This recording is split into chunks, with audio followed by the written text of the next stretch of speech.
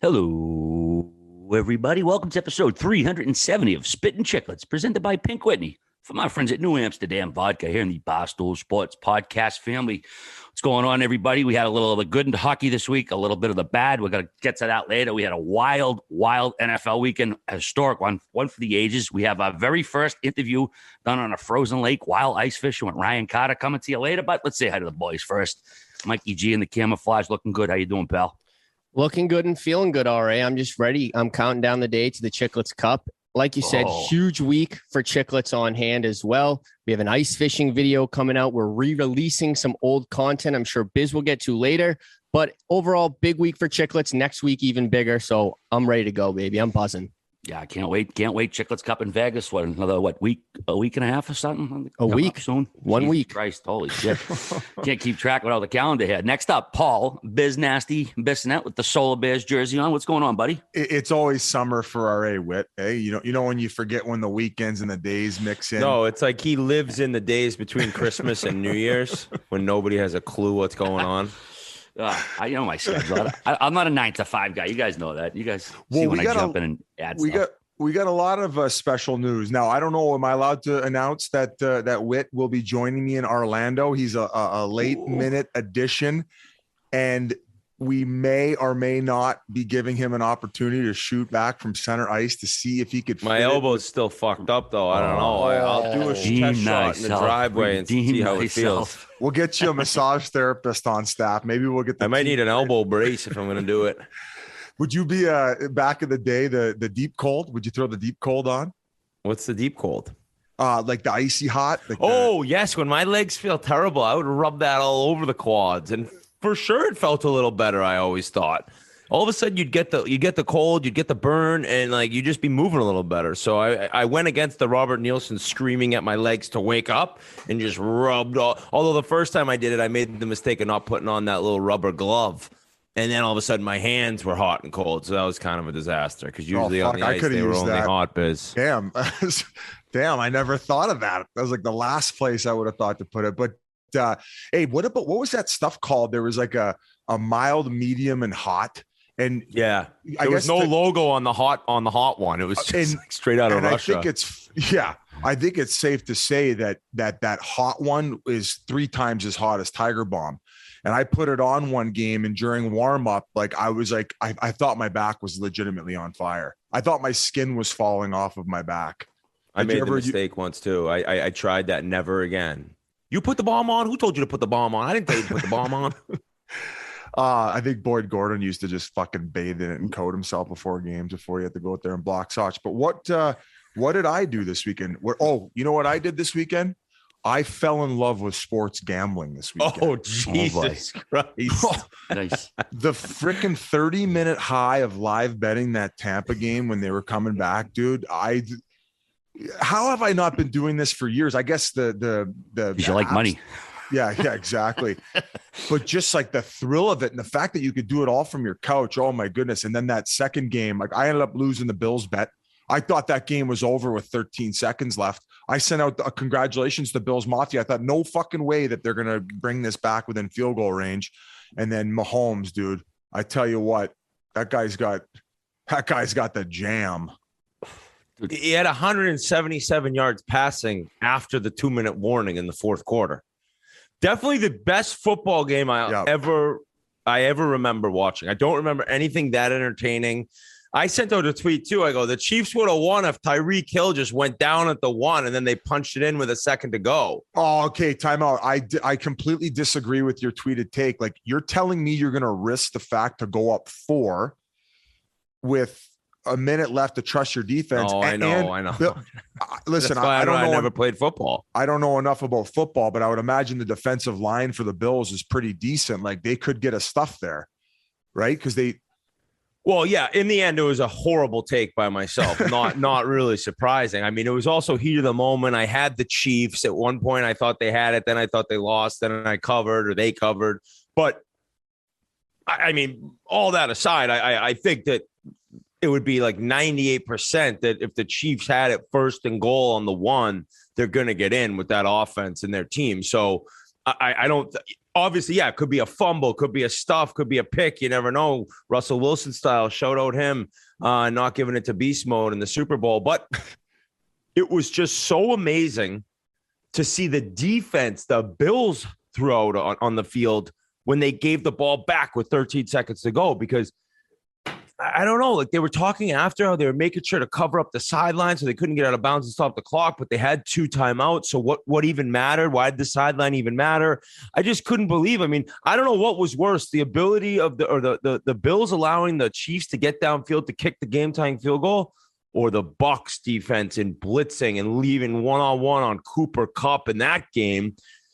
And he ends up setting up the game-winning, is a field goal, right? They just kicked the game-winning field goal. So chip shot. The craziest weekend of football, every game came down to the last possession. One of them went to OT. It was wild. I seriously, though, feel so bad for Bills fans. I had the Chiefs. The only reason I took the Chiefs is because I had no clue. And I wanted the Bills to win, but I was like, everyone's on the Bills. And as you get into gambling biz, you'll learn, like, when everyone's on something, just go the other way. The public stinks. Public's That's dumb. why. What? The public's dumb, generally speaking. Public's dumb. Exactly. Yeah, Like I'm the general public. we all are. Trust me. We're all the general public. We're just 4 morons sitting around talking about how we constantly lose. Yeah. So I wanted the Bills to win, but I didn't, I wasn't sure. Everyone had him. And so I said, Ryder, Bills or Chiefs? And he just goes, Chiefs, Bills stink. He doesn't even know. And I was like, okay, boom. And so everyone at my house, we all bet the Chiefs. One buddy fell asleep. Who is what are the little the animals throughout time who picked the winners? I saw a corgi doing it last year during Stanley Cup. There was a monkey that used to do the TSN playoffs. Okay. An octopus I remember seeing one time. Not the teacher octopus, but I've seen an octopus do it. I was going to say here the we octopus go. professor, best picture, because RA brought it up on the show. Actually, RA, I thought of you today because I think there was a research found out that female dolphins have like clitorises. That you can that's how they get going. Yeah, they there's a big article that came out. I don't know why I thought of you, but I'm a big love button guy. You're more of a what? I'm a big love button guy, so I could see why you thought of. Oh, that's what you call that? Oh my goodness! Oh, you never heard that one? I like that. I've heard that. Yeah, I never read an article, but I've always heard that dolphins and humans are the only 2 species on the planet that have sex for fun purposes. For pleasure. Yeah, for pleasure. Yeah. Oh, okay. Where were we? Couple things from the game though. So Brunelli, football. back to speaking of Dolphins. I'm hearing Packers. Rodgers is going there. No, going back. Regular Joe Smalls who can't even find the clitoris are talking about the clitoris. Let's get back to football. The rule of the fact that the opposing team who lets up a touchdown first possession does not get a chance to tie the game. I think that in play, I can understand for player safety reasons and to just kind of push the games along in regular season, why they would have that rule in place. But in playoffs, why doesn't each team get allowed to touch the ball? And once again, if you're going to chalk it up to player safety issues, do like college did, where they made it. I think they started from the 15 or 25 yard line, where each team would get a touch on offense. So at least then it becomes a bit of a chess match where, let's say you get stuffed on your first drive, do you go for it or do you go for the 3? Can you rely? So I just don't understand why they wouldn't change it to make the games more exciting. That game could have went on another fucking hour long of entertainment of the greatest football game that we've ever witnessed, of Josh Allen and Mahomes going back and forth. So I don't see a contradictory argument to the other side, a good enough one to say why wouldn't they change the rule? It's funny. Al Michaels was on that Bob Costa show on HBO. I was watching a little while ago, and he said that he would love nothing more than to call a triple overtime Super Bowl, like to have rules set up so, like you're saying, each team gets an opportunity. And he said it would be the most thrilling thing ever. And I agree with him, man. Imagine having a triple overtime fucking Super Bowl. So 2 things. First being, I agree with you. I don't like the rule, especially in playoffs. If you want to keep it normal in the regular season, but playoffs change it up, I'm all for that. I will say this, though. Besides in Kansas City and Chiefs fans sprinkled around the globe, had the Bills won the coin toss and gone down and won, you would not be hearing this discussion the way you're hearing it now. Everyone felt horrific for Josh Allen, how he played this perfect game. And then all of a sudden, with this ridiculous drive with 13 seconds left, the Chiefs tie it up and then just immediately get the ball back and game is over. If the Bills won that coin toss, this conversation would not be as loud as it is nationally. I'm convinced of that. And so the rules, what, G? I was going to say, after the Patriots beat the Chiefs in the playoffs and the same situation happened in 2018, over the offseason, the Chiefs proposed a rule to the NFL that would get rid of that overtime. Wow. No way. Coming in. Oh, my. Geez. Wow. So they're sitting there saying, hey, well, not that they care at all, not that they feel bad. They're not being hypocrites is what we're saying. Yeah, they're not being hypocrites. But do you know what I'm saying? I think people felt so bad for the Bills that it made the overtime rule stick out even more than it already does. And the other thing, I saw Buchagras like a tweet or retweet a tweet in terms of somebody having an opinion on what you could change it to. And it was something about you got to go for 2 if you score. And if you get the 2, game over. But if you don't, they get a chance or something like that. That's kind of cool. I think there's definitely a million different options. Not a million, a little bit of an exaggeration there, Whit, but there's a bunch of different options into how you could switch it. College is great. College is entertaining. I think they start at the 35 or 30, but maybe NFL, bring it to the 40, 45, and just give both teams a shot. And I think in college, after the first or second overtime, you do have to go for 2, so they could kind of bring that in. I just think it was a lot about people overall rooting for the Bills to win that game. I would have loved to somehow poll the country or North America in terms of who's rooting for who. It felt like everyone wanted the Bills to win that game. So they were even more rattled and pissed off the way it ended. And then Mahomes, 4 years he's played, 4 years to the championship game of his conference. And then I was going to ask you is there any brother and maybe wife in sports that are more disliked than maybe the most hated brother in the history of pro sports? I don't know. I'm probably forgetting about like dudes who had brothers who like killed people and shit. Like this dude, Jackson Mahomes, is awful. I've never seen fans turn against a team like this because of a sibling / significant other. I mean, it's bananas the way those two act during the game, and they act like assholes. Yeah. Did you see somebody on Twitter said she was spraying the champagne and Jackson's like, ah! And then somebody's like, that was actually a section of recovering alcoholics that they were spraying the booze. That was the family section. No alcohol. Oh my goodness. I just, talk about now you go to Joe Burrow and Cincy, one of the coolest cats in the world. Kind of one of those guys that has this aura around him quickly, too. I mean, what's it? Is it his second year in the league or third? I believe it's his second. Last year was his rookie year. And he tore his ACL last year, too. Yeah. Okay. So, I mean, what he did at LSU. Now, mind you, for people who aren't exactly aware of Joe Burrow and his story, this guy went to Ohio State. He grew up a diehard Nebraska Cornhuskers fan. He always wanted to play for Nebraska. I believe his uncle and or father played. Don't quote me on that, but he had family members play for Nebraska. Out of high school, no, we don't want you, so I'll go to Ohio State. Okay. Well, finally, he's like, I'm leaving Ohio State. I think when he realized that the quarterback that's with Chicago now was going to be the starter. Justin Fields. He wasn't going to be the starter, so I'm going to transfer. Now, I've been in Ohio State. I haven't played, but I want to transfer. Nebraska. Come on, take me now. I've been practicing with Ohio State. No, thanks. Nebraska turned him down again. And then he went on to LSU where he became the Heisman Trophy winner, number 1 overall pick. And now superstar young quarterback who's leading a Bengals team that 31 years without winning a playoff game. And now they're on to the AFC title game. Huge underdogs, no doubt. But I wouldn't be that surprised. I think RA could be on their O-line right now, too. He's just getting got sacked 9 times. I lost a few pounds, Biz. I don't know if. Well, I know you kind of got that Aaron Donald speed. I was complimenting you. We got to talk about Rodgers, man. I mean, once again, huge game. He fails to get it done. Doesn't even have a touchdown pass. The only touchdown they had was on the ground at home. Skip it on. Let's skip on. No. We got to give him. We got to give him. You in? No, Biz. He's the GOAT. You said. I mean, he's the fucking GOAT, Biz. No, let RA keep going. I was just playing around with you to move on. RA, you can get your shots in, buddy. Yeah, I mean, home field advantage. They fight for it all year. They get it. They got a little bit of snow at a California team in it, and they put one fucking touchdown on the board. San Fran, this was the 4th time he's lost to him. I don't know, man. He's kind of reminded me of Peyton Manning, but not in the good way. I mean, Manning puts up these great numbers, incredibly accurate quarterback, definitely one of the best ever. But in the playoff times, man, he shrinks a little bit. I mean, he won 2 Super Bowls. The second one was completely on the defense. So Rodgers, man, his legacy is going to be, I think, more of as a regular season quarterback than a postseason one. But I got to give a little pat on my back here myself. How about my props? I kind of had a yin and yang on the props. The first game I had Mike Evans over 74.5 yards. I was sweating it out. He had 66 or 67 going into the fourth quarter.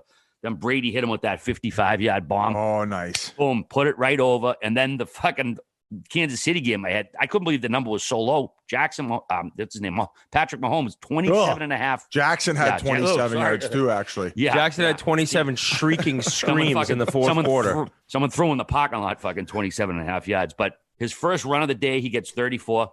Boom, hit the bet fucking right away. So I had Tampa Bay in the second half, gave that as well. The Winnipeg Jets cost me a perfect day. Would have had a perfect day yesterday. Don't be shy to throw those in the group chat before the game starts, all right? I wouldn't mind fucking cashing. I mean, I can't win a video. You got a new gambler on. Check my Twitter feed. It was out there. Oh, you were okay. So you hit us early with that one. You hit us with the late night foggy screen. Sometimes you post these videos, dude.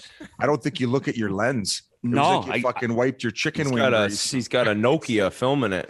It's my Baba Wawa filter. It's like, let's go back to Rodgers. Yeah, buddy, that was probably that's going to be a looking back a big moment in his career that people are going to kind of throw back on him, especially given how like the years transpire with everything off the field. I'm still a big Rodgers fan. It sucked to see. You said one offensive touchdown. I think it was in the first drive of the game. Some people wanted to blame special teams. It's just like you just really can't. I mean, when your offense puts up 7 points, it's just like it's not going to slide. So, as far as me bringing up the GOAT talk, like look at how he's probably still got another 5 years to play with the level that he's playing at. He came off an MVP. If he would have been able to lead them to the Super Bowl and win another one, I would have began the conversation of thinking individually with what he's accomplished in the regular season and then what he could possibly accomplish moving forward, that he could have been in the conversation. I think that that's totally wiped out with that loss. Can I just give you guys a stat real quick? Okay, let's hear the stat. The complete list of quarterbacks who have played in a Super Bowl more recently than Aaron Rodgers. Eli Manning, Tom Brady 6 times, Joe Flacco, Colin Kaepernick, Russell Wilson twice, Peyton Manning twice, Cam Newton, Matt Ryan, Nick Foles, Jared Goff, Patrick Mahomes twice, and Jimmy Garoppolo. I saw a stat floating around that maybe this isn't true. Does Brady have more wins against NFC teams in the playoffs than Aaron Rodgers does in his career? That is correct. So he's got the 6 Super Bowls, and then he's got the run last year where they had to win 3 games. So 9 wins against NFC opponents in the playoffs for Tom Brady. And what is it, 8 for Rodgers? That's fucking pathetic. Yeah. This says he's a GOAT. I'll put the L on my forehead on this one, boys. Oh, fuck. I'll probably do it later. Time out, though. If he would have gone on to win the Super Bowl MVP style performance in the playoffs, would you have entertained the thought? Yeah, but if my aunt had a big old hammer, she'd be my uncle. Okay, we can move on, and I'll take my L. You were fucking chomping at the bit for that one, weren't you, RA? Hey, and to pile on here. And to pile on, the fucking Fugees cancel their fucking world tour for fuck's sakes. Stones would never do that. Stones would never do that. Stones are 85 years old, a big bag of hairy ball sack, cruising around the country, still getting up there, RA, and dancing up a storm. And the Fugees cancel their only world tour after the last 25 years. For fuck's sakes, I'm going to log off here, guys. I'm going to log. Enjoy the rest of the show, guys. 25th anniversary of the Score, the album. Yeah, I guess they had COVID concerns, but meanwhile, the Stones just finished their 9,000th tour about a month ago. So make of that what you will. Oh, my God. You're taking a big old dump on my chest in this one, ARA? You're like, what, +3 with 2 apples right now? Oh, come on. Don't jinx me. As far as the football, Whit, who are you rooting for Cincy now? I mean, this is a team easy for me to root for. They hadn't won a playoff game in 31 years. They did last week. Now they're a game from the Super Bowl. You just mentioned Burrow. Easy team to root for, and plus the one against KC. Yeah, I'm actually I would like to see Cincy win the Super Bowl. I think that would be an unbelievable story. But I actually think it's more likely that you're going to get Chiefs-Rams, or I think whatever. I wouldn't mind seeing the Rams win. I like Stafford a lot. I don't know that much about him. I just know what he went through in Detroit, and I saw the story on kind of how he ended up in LA. He ran into Sean McVay in Mexico on vacation or something. And I don't know if it was planned, but all of a sudden they kind of hit it off. And I don't know. I think it would be pretty cool to see the Rams get one.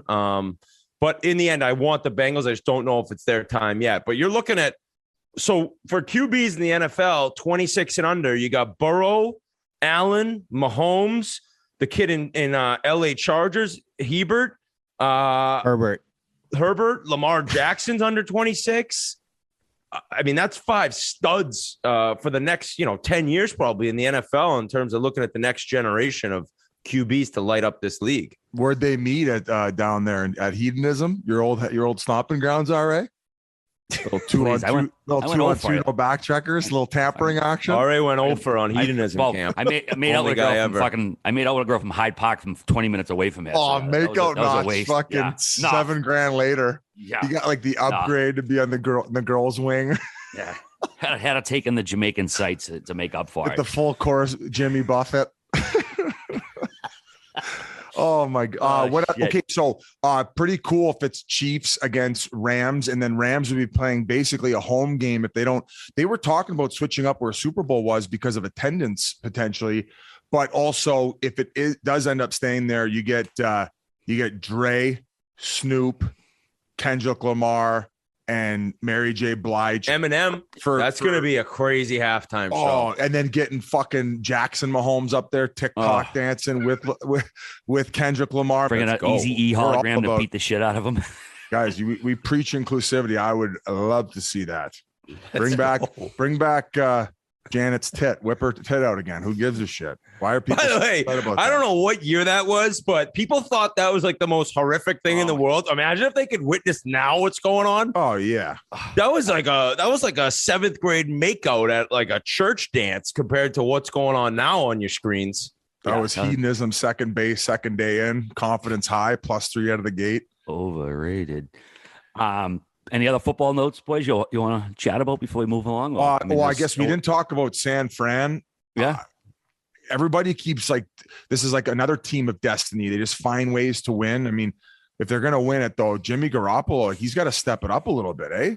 That's like, what was that? Can't get by in his looks all the time. People were saying they should have kept him over Brady. Remember that?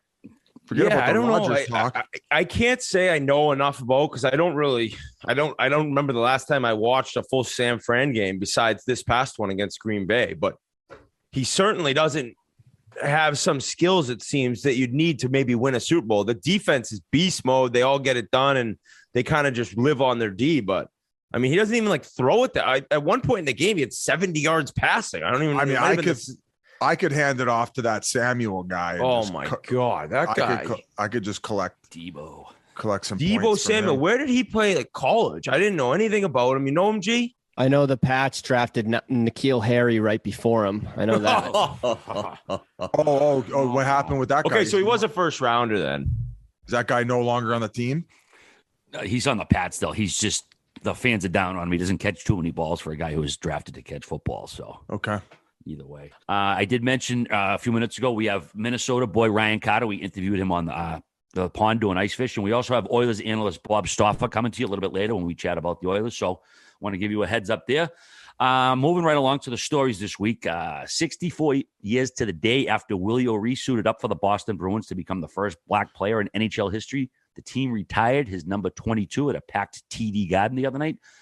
Due to the COVID situation, he appeared via video from his home in San Diego, gave a very heartfelt speech where he spoke about his love of the game, his love of the Bruins. And, even listening, Biz, to like old audio of him, you can always hear this guy just always carried himself with like this particular grace and humility, just always such a gentleman. Anyone who's ever met him or talked to him, he's just always been this way, like an easy guy to root for. Of course, he's been the NHL's director of youth development. They've had over 130,000 kids that have gone through this program since he took the job. He's also been an ambassador for NHL diversity for, I think, 25 years. And the message has always been a simple one. Hockey is for everyone. I'm not sure if you saw the new fedora pasta. I had the idea to give him a new fedora because he always has a pretty sharp one. And they gave him one with like the Bruins logo on the inside. The pasta come up with the idea. So a pretty nice touch. And then this came the next day. The U.S. House of Representatives unanimously passed the bill to award him the Congressional Gold Medal, which is the highest expression of national appreciation for distinguished achievements and contributions by individuals or institutions.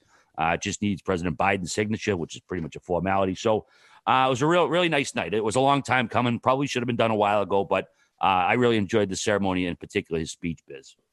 It was unbelievable. And Anson Carter ended up going on his behalf and raising the banner. Willie couldn't attend it. I believe he was in San Diego just because of COVID purposes, but a very touching ceremony. I'm glad that they were able to do it with fans in the building.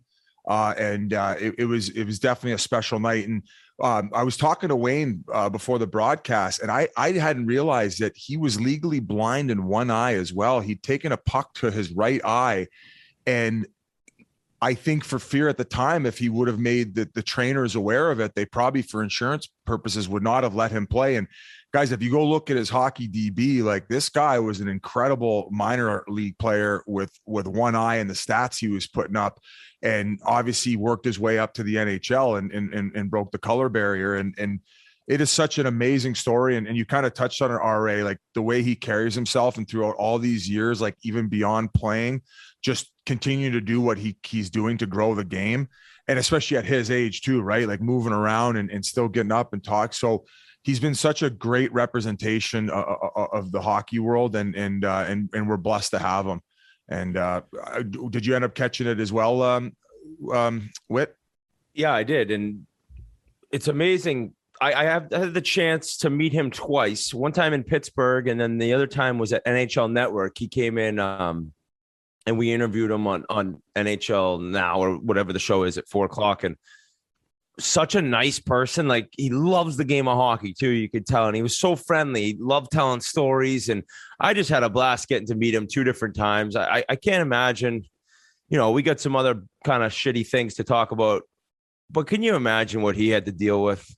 I could never. And nowadays, as much as we keep hearing things that's just brutal, you probably didn't hear much about what was being said to him then. And so for a guy who has been through more than anything I could ever imagine as a player, just to do something you love, I'm sure he's a true kind of legend to a lot of people of color who've played and tried to play this sport and realized that as much as they're still going through now, as unacceptable it is, imagine what he did, because it was probably tenfold.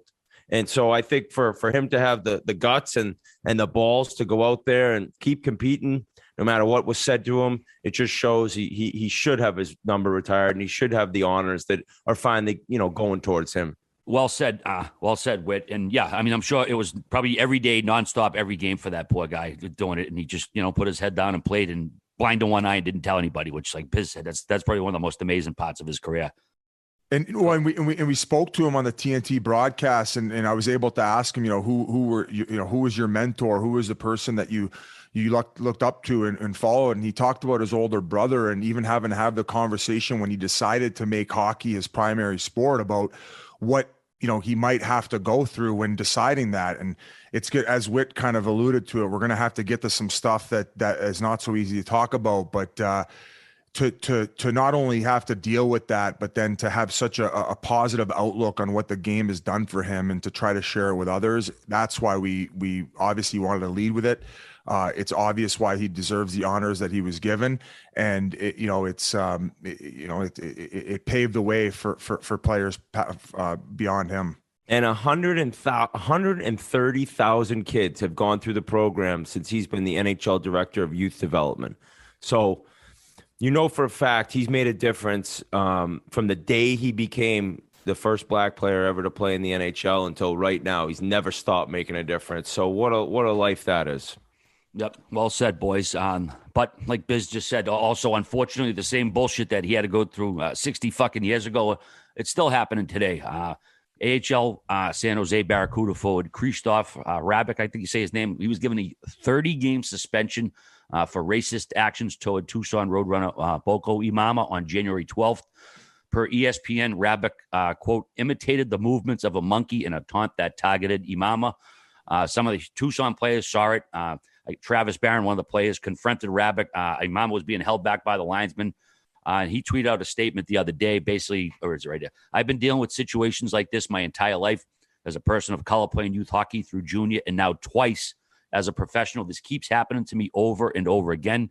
We have enough to worry about as pro hockey players, and it saddens me when anyone has to deal with these types of issues. It's frustrating and disheartening that this is still going on in 2022. Even though I honestly believe the sport has made positive strides, we still have a long way to go to educate the ignorant and to make hockey a safe place for everyone. My hope is that people learn from this and that someday hockey will truly be for everyone. So, yeah, Boko basically saying what we're saying here. It's just this shit shouldn't happen. The player who committed the violation, Rabic, he did issue a public apology Friday, said that he apologized to Amama. He said, quote, "I am ashamed of today's events and embarrassed by the actions that led to my suspension. I want everyone to know that I'm very sorry for what occurred and that I take full responsibility for my actions. People should know that I had absolutely no inappropriate intent. The gesture was made in the heat of battle. While I didn't mean anything racist by what I did, I realize now that through my own ignorance, how my gesture could be interpreted. I alone am responsible for that. It was terrible, and I make no excuses. When I heard about Boko's reaction to the gesture, I was horrified by what I had done. Boko is a player I respect, and I am so sorry for putting him through this situation. I sent a personal apology to Boko and sincerely hope that he will forgive me. I also want to apologize to the AHL, the San Jose Barracuda, the Tucson Roadrunners, and to my teammates for my unacceptable actions. He can apply for reinstatement after missing 21 games, and a decision will be based on an evaluation of his progress and the necessary education and training with the Player Inclusion Committee. I didn't see any video of this incident, so, obviously he fessed up to it, so he did something inappropriate. And then, you move along. Okay, you think, all right, moving along here. Then the next day, Saturday, the East Coast Hockey League, there was a heated fight between South Carolina Stingray Jordan Subban and Jacksonville Iceman Jacob Panetta. After the game, Subban quote tweeted the Jacksonville account. The Jacksonville account had said, "Oh, there was a fight in overtime," and Jordan said, "More like Panetta was too much of a coward to fight me. And as soon as I began to turn my back, he started making monkey gestures at me. So I punched him in the face multiple times, and he turtled like the coward he is. There, fixed it." So then Jacksonville first suspended him, Panetta. Then they cut him. On Sunday, Panetta himself released a video and said that he told Subban, "You're only tough when the refs get involved." And then he said he did a tough guy, bodybuilder-like gesture toward him that Panetta said he's made to other players in other games. And then he said, "My actions toward Jordan were not because of race and were not intended as a racial gesture. I did not contemplate at the time that it would be received as a racial gesture, and I attempted to convey this to Jordan when we were sent to the dressing room during the game. I see now from Jordan's reaction that he and others certainly viewed it as a racial gesture and that my actions have caused a great deal of anger. I want to express to everyone, especially Jordan, that my actions were not racially motivated at all, and I sincerely apologize for the pain and suffering and anger that my actions have caused his family, and everyone who has been hurt by this." He also said, "I need to and will learn from this," and he wanted to reach out to Jordan to express his regret, and then he's going to participate in the league investigation. There was a video of that event. I guess we could say there were differing opinions on what people saw. And what happened there. There was obviously some sort of gesture, but the way Jordan reacted, he snapped right there. So, we're not taking sides here. We just wanted to kind of present what people are saying here. And then Jordan's older brother, PK, who obviously everyone knows him, he tweeted out a video of the incident on Saturday. And then Sunday night after his game, he addressed the media and said, "There's no room for it in our game. I'm embarrassed because our game is better than this." And he spoke about how many kids deal with incidents that never come to light at the lower levels, the youth leagues and stuff. And we do hear about these stories that happen all the time. And then the story dragged into Monday, too. Andrew Shaw, who I guess is Panetta's cousin, posted on Instagram that Panetta is being judged in the media for an incident that was misinterpreted and that he'd done this tough guy pose before. In the clip, you can't hear any on-ice audio. And like I said, we do see a gesture there that causes Subban to go after him. So it's just fucking, like I said, 2022. It sucks that we still got to talk about this, man. I got a little cousin. I hope he plays hockey in a few years. He's biracial, and the thought of someone saying something like this to him or doing, you'd want to put a fucking stick over the head in the rink. You know what I mean? A little kid like that, people are going to say shit like. We just wish we didn't have to talk about it anymore. But Biz, I know you want to chime in here, so I'll go to you. Well, let's go back to the first incident, and guys, if you even back it up, I would say 3 months ago they had the issue overseas in one of the European leagues of a kid making a gesture of opening up a banana and eating it and mocking a player of color. So PK Subban spoke and he said that he got little to no sleep. I think he said he got to bed at about 5 a.m., 5:30 in the morning on the night that it had happened, leading into the next day, which turned out to be a game day.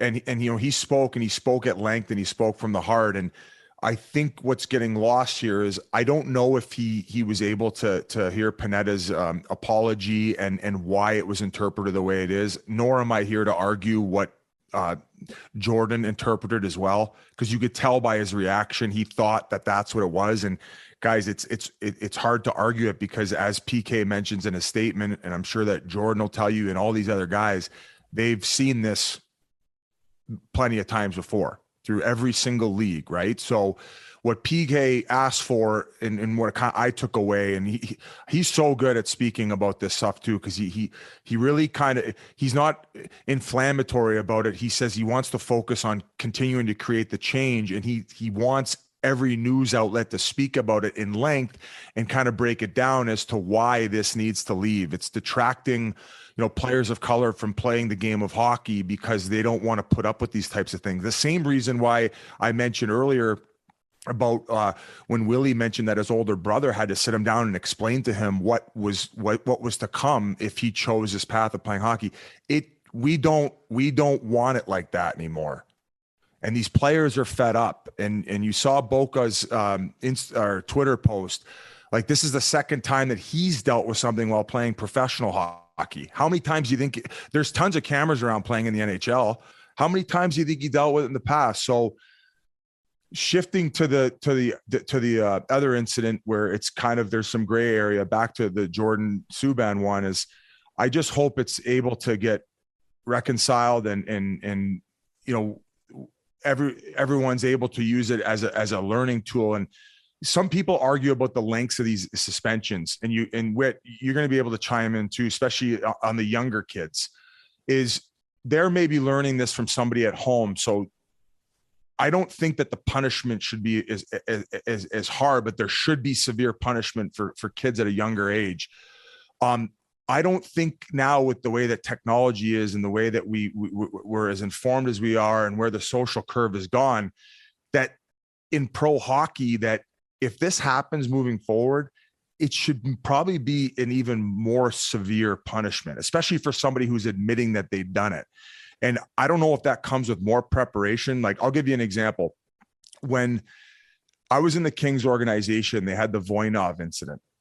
So the organization obviously had an internal conversation that they never wanted something like that to happen within the organization again. So they hired a team to come talk about domestic violence for about 2 hours, the next training camps, because I was involved in the organization. So everybody was able to learn and be educated on that, and basically say, hey, there's no excuse moving forward. We're grown-ups here, and we've had strict and long dialogue about it.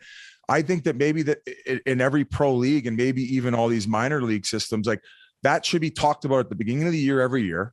Give everyone the briefing that this is an inclusive sport. And then that way, moving forward, you can instruct a more severe punishment for a first-time offender if younger. And then at some point, maybe a lifetime ban. Like, I think that if you're 30 years old and you're getting these talks every year in pro hockey, and then you end up doing that and admitting to it, like, that's where I'm like, that's where you can kind of step up and create a more severe punishment. Yeah, I mean, the hardest thing I think for all of us is that none of us know and none of us have any clue what it's like for these black kids and guys to go through this. It's like, I got to play this sport my whole life, never dealing with anything remotely close to it. So it's like, to even talk about it, I feel so uneducated and not at what is even, I shouldn't, it's like what I have to say right now should mean nothing besides the fact that for Boko to deal with this the second time is 2020 when it happened to him before. It's like, holy shit. Both times in the AHL, you're one injury from going up to the NHL, and in 2 years, you got two guys making racial gestures at you. It's like, fuck me, man. So as much as I would like to think it's improved and it's getting better. It's kind of hard to stand by and say it is if we keep getting these stories. And yes, I'd say that the most upsetting thing for me thinking is a 7-year-old kid out there who's dreaming of being the next PK Subban, and some fucking asshole, whether it's a parent, which probably happens, or a kid, is saying something to him. It's like, that's truly heartbreaking. I go to the Panetta video and I saw what Andrew Shaw said, and it's like, this is why it's hard for me to even kind of take a side here. But yeah, I see the kid's kind of emotion, and it's like, I could totally understand that tough guy, the meathead carrying the grocery bags. I remember Colby Armstrong did it to Cam Jansen, like, just fucking meathead. And I talked to a kid who played at Colgate with him and was like, this dude would never have done that in a racial way. A mistake nonetheless, partly because of what's been going on, and mainly because of it just happened like 2 days before the punishment for the kid in the San Jose game. And so I'm not going to sit here and like, and then all of a sudden, so me believing that kid is, I don't believe Jordan Subban. No, I mean, that's what's so hard about this. None of us were on the ice. In terms of like shit talking black player on the ice, no more doing the meathead fucking shoulders shrug move. Yeah. Because obviously Jordan Subban felt that you were calling him a monkey. It's an awful, awful situation to have to talk about. I feel horrific for any player who's ever had to go through anything like that. They don't deserve it. And it's very difficult to have this conversation too, guys, on a week where they honored the first player of color in the National Hockey League and retired his jersey. So as Whit said, like, I don't think we'll ever be truly comfortable talking about these conversations or these topics, just because we haven't experienced what these players have. We just wanted to make sure we brought light to it. We can't see it anymore. And hopefully there's a way that they can incorporate bigger punishments and we see way, way, way, way less of it, if none of it, moving forward. Well, guys, very well said what we had to add. And we're going to move along now because hopefully we don't have to talk about these stories ever again on the show. Not to sound too Pollyanna-ish, but it's terrible, and we're going to move on and hopefully never have to deal with these idiots again. Willie O'Ree wasn't the only guy who had his number retired since the last episode. Chris Pronger had his number 44 retired by the St. Louis Blues. He played 9 of his 18 NHL seasons there. He had 356 points in 598 games, another 51 points in 85 playoff games. He made the Western Conference Finals with them back in 2001. Then at the podium, Biz, how about that? He dips down, pulls out a Bud Light, cracks a Bud Light. I thought he was going to pound it. He took kind of a little lighter sip than I would have expected for Prongs. But, if this is a guy who knew he was going to get his number retired, absolute character. Pretty good stuff, though. I think he just wanted to wet his whistle there because he wasn't quite done. And then he ended up fully crushing it afterward. And I mean, I would imagine the people in St. Louis were just abusing themselves to that because they love their pints in St. Louis. No, especially fucking Anheuser-Busch, too. Yeah, I would say that's probably like the beer capital of the United States, or is that naive? Oh, well, that's where Anheuser-Busch started. It started in St. Louis. Okay. Yeah. Not like saying Rodgers is the GOAT over Brady. But no, I mean, I would, unless you're a Coors Light fan, I would say probably for a good, I would say a baker's dozen, but at least a decade, one of the most dominant defensemen all of hockey. He helped Edmonton get to the finals the one year against Carolina. The next year after that, helped Anaheim win it. Had some stellar fucking seasons in St. Louis. I would say that's probably where he was at his like nastiest and meanest and most dominant. He won the Hart one year, and then he was playing with McKinnon. So, I mean, that must have been probably one of the best shutdown duos in the league with Dog. Yeah, MVP Norris in St. Louis. Him and Lidstrom, like my idols growing up. I remember going to the national program. They sent you a sheet, like what you wanted for equipment. And I just listed off all of Pronger's gloves, Pronger's stick, Pronger's skates. It was just, you watched him and he was so mean too. What a bastard out there. Just a prick running around. He'd run people over. I loved how he brought up how hated he was at the beginning because they traded Brendan Shanahan for him and how people were so upset in St. Louis. only to come and realize that they had a future Hall of Famer that they got to watch in his prime. So he did chug it at the end. I think as he wrapped up the speech, he finished off the bottle and walked off. But we had the chance of sitting down with him, and you could see how he busts balls and he chirps guys and quick sense of humor while just being the ultimate pro and every day showing up and being hard to play against, along with adding offense. It was a legendary career, no doubt. So pretty cool. After he's been in the Hall of Fame, now the number's retired, and you could see whatever he'll do next, I'm sure he'll be successful at. I idolize him too, Whit. Him and Adam Foote were my favorite defensemen coming up. Adam Foote. And I had a little bit more nastiness to my game, so that's why I really like Pronger. I used to have those wood CCM twigs. I'd just be laying the lumber in the OHL, making guys piss blood. Get him in the kidney. So congrats to Pronger on getting number 44 lifted to the rafters. Good stuff. Congrats. I guess he couldn't find any Pink Whitney because he had a sip on the Bud Light, but you can find Pink Whitney at your local liquor store. Load up for the All-Star game. Load up for the skills competition if you're going to be in Vegas. Or load up for the Chiclets Cup. Or if you can't, just belly up to your favorite local bar and order some of that good pink stuff. Pink Whitney. And I was going to plug this Thursday.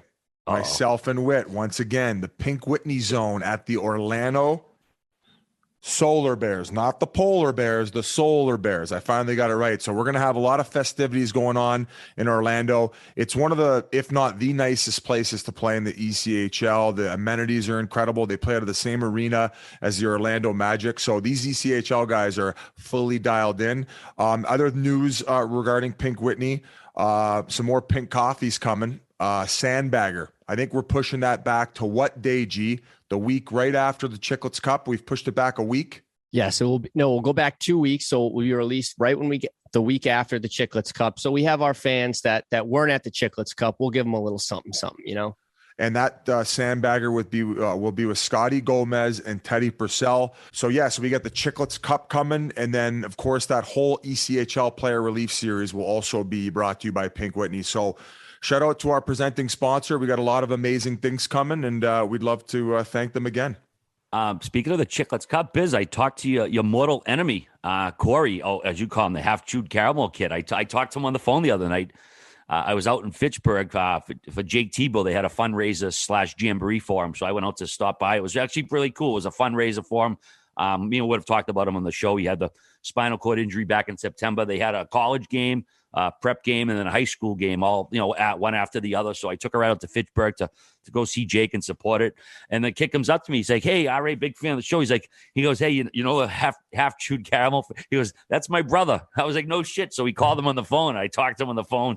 He's all business, dude. He's coming for that ass in Vegas, Biz. I'll tell you that right now. So I was a little bit upset because we didn't have enough video of him in our behind the scenes. And then from what I'm hearing now is every time the cameras came over with, he was like, "Get your fucking cameras out of here. We don't want your cameras. We got our own cameras."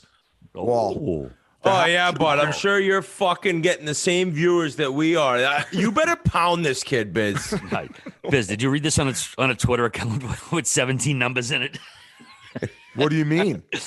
No, I'm teasing. You know how you pull random stuff out sometimes. No, I think I talked to one of our cameramen. It might have even been Sean. Yeah, it might have been Sean who went over and he said, "No, we got our own cameras." And I'm like, "Well, not this trip. And if he tells us no fucking cameras, I'm going to come over the top ropes. I'm going to chew the rest of that nose off his face." She got a little sit down from him. I mean, this kid's like a street hockey legend, man. You want to talk about fucking ball hockey legends? Gee, I'm going to tee you up. Who's the ball hockey legend coming to Chiclets Cup? Team Canada national ball hockey team, Terry Ryan. Oh, Uncle Terry T. Ryan and his three ringers are coming in. I mean, the all-time power move to make that announcement the week before the Chiclets Cup. Yeah. So we'll see, folks. We're going to have all the content and all the This posts. is going to be legit. Do you guys play them in round robin? They do. Every they team will plays play every them. Team? Oh my! They will play them. They're going, both in the top division. I'm doing the interviews after that game. Nose face killer. Can't wait. All right, moving right along. We had a little media player tiff a few days ago. Longtime beat writer up in Edmonton, Jim Matheson, caused a little bit of a scene with Leon Draisaitl. He called him pissy, which, I've been in a few press conferences. It's kind of a dick thing to call a guy, calling him pissy, like in front of everybody like that. One thing if it's private or off to the side, but to call him pissy in that spot, I don't know. I thought it was pretty unprofessional. He wasn't getting the answers he wanted. And then somebody shared a story online that Matheson allegedly lied to George Laraque about Brant Myers talking shit about him. They ended up fighting that night. Laraque broke Myers' orbital bone. He never played in the NHL again. Now, Myers did tweet out that nothing a plate inserted into a broken orbital bone couldn't fix. No matter what anyone said, we were fighting either way that night. But you do got to wonder, Matheson, if in fact this is what happened, and Laraque said this is what happened, he basically lied. And, George might have beat this guy up a little bit more because of, what he was told. He thought the guy's talking shit. There's a little more emotion involved. Myers never played in the NHL again. And this guy's, affecting people's lives and careers at this point. Now, Whit, you played in Edmonton. Did you deal with this fellow a lot? I know Jim Matheson pretty well from being up there, as I do most of the beat reporters. I can't say we ever really had anything like that, but I do know this. It's been a long time since that team was like really good. And with the same guys covering them, and now you got a lot of the guys that have been playing there for a good amount of time, and the team doing this poorly, it is just such a toxic. That makes it sound really bad. When you're losing and you're in Canada, and every single year the same stuff keeps coming up and the same questions keep getting asked over and over, it is very difficult for both sides to come up with new questions and to come up with new answers. And at some point, when your team's struggling as much as Edmonton has, emotions boil over, right? Now, I'll say this. I think this example, I think it was on Matheson. I'd say it to him. I have respect for him. He's covered the game for a long time, but you go watch the raw footage. Go watch the entire press conference, because that was not the first question Jim Matheson asked. He'd asked a couple questions prior. Leon had given what I think were acceptable answers, right? And this goes into the argument of like, players owe the media something because they cover them, but like, do they really? Like, not really. In my mind, no offense, guys, but they're playing the game. They're getting paid to play the game. And yes, you may believe that you're giving news and quotes to the world and to the fan base, but I don't know. I mean, the players don't need you as much as you need them. I'll say that. But he answered the questions, and he for sure was in a mood because he's probably been answering these questions for a month now. They didn't win a game for a month. And so when it turns to Jim Matheson and he asks him, what's your level of anger? It's like, all right, well, I'm pissed off, but how can I answer this? And he went and he kind of laughed a little bit. And he said, I'd call it more frustration than anger. It's kind of like, I'm frustrated by that question. His vibe gave off a total attitude. I'm pissed off at the question, but still kept it pretty professional, I thought. And then he says, Matheson says, well, you've now lost 6 in a row twice. And last year you won the second in division. And did you think this team was past losing streaks like that? And he says, yeah, I did. It's like at this point, you could tell he's frustrated. He's been answering this every single day. And Matheson then just says, what is the number one reason for the losses? This is what was frustrating to me, because he knows, and everyone knows, the number one reason for the losses is goaltending, okay? We've talked about what Tippett said that time. The goaltending's been a disaster, and that is blatantly the number one reason. There's a lot of them, but that's the number one reason. And so he's definitely looking for a quote that would make the rounds. He's looking for that player to call out the goaltending, to call out the coaching staff. He's looking for you to say, what's the number one reason? You're asking the guy who's one of the best players in the league. It's not him. What do you think he's going to say? No matter what he says is a direct shot at whoever he's bringing up or whatever part of the team he's bringing up. So at that point, he just says, well, you can decide that. You know it all. So it did get a little personal first from Leon, because he said to Matheson, you know it all. And he called him a know-it-all, basically. But he was definitely realizing, all right, well, you're trying to get me to call someone out. I'm not doing it. And then all of a sudden, Matheson he says, what's your problem? Why are you being pissy? And it's like, whoa, I've never really heard a reporter like talk to a player like that. And Matheson's been around this game a long time, and he was certainly pissed off. But to say, why are you being so pissy, is like such a slap in the face to Leon, who's been up there answering questions for a couple minutes. You didn't like the answers, so you decided to call him pissy. Yeah. It just shows. I've been talking for a while, Biz. I'll get your opinion. No, I love it. You broke it down perfectly. And if anything, it especially even if you start the clip from the way that most people heard it, where they felt maybe it was a 50-50 mix, and maybe it was Leon who set things off, who put gas on the fire by saying, you know, everything. From the original clip that was surfaced, it sounded like Matheson was making it a little bit personal. He had it was a personal tone. And as you said, once you heard the prior audio, you're like, man, not only were his answers fine, but you hit it on the head. It's like, I'm not going to throw our goalies under the bus. That just happened a few weeks ago with a simple quote from Tippett, and it was a fucking firestorm.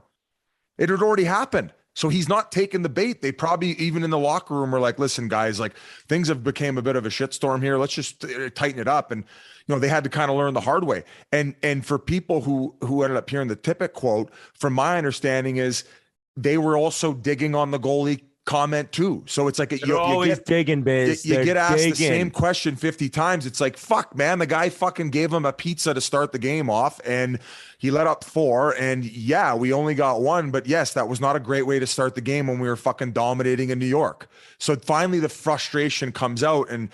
And like you said, Whit, when you're dealing with Canadian media, sometimes those guys are going in because they feel they need to, I don't know if they feel they need to stir it up, why they're maybe making it personal, but I would put the blame definitely on Matheson on this one as well. And going back to his question about the body language on the ice sometimes when I was younger and I was going through frustrating times was probably not the best. And that's part of a learning curve of becoming a pro and becoming more mature.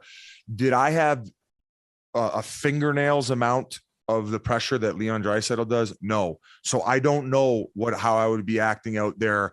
Maybe, I don't want to say dealing with incompetence, but like, you know, sometimes when you're trying to put the team on your back as well as McDavid, and you're not getting the results and going through a losing streak where you've lost 13 the last 15. Yeah, I'd probably be fucking slouching over out there and slamming some doors too. And maybe Matheson had made it a little bit personal because he didn't like the fact that he was acting like they're out there as an Oiler. I don't know.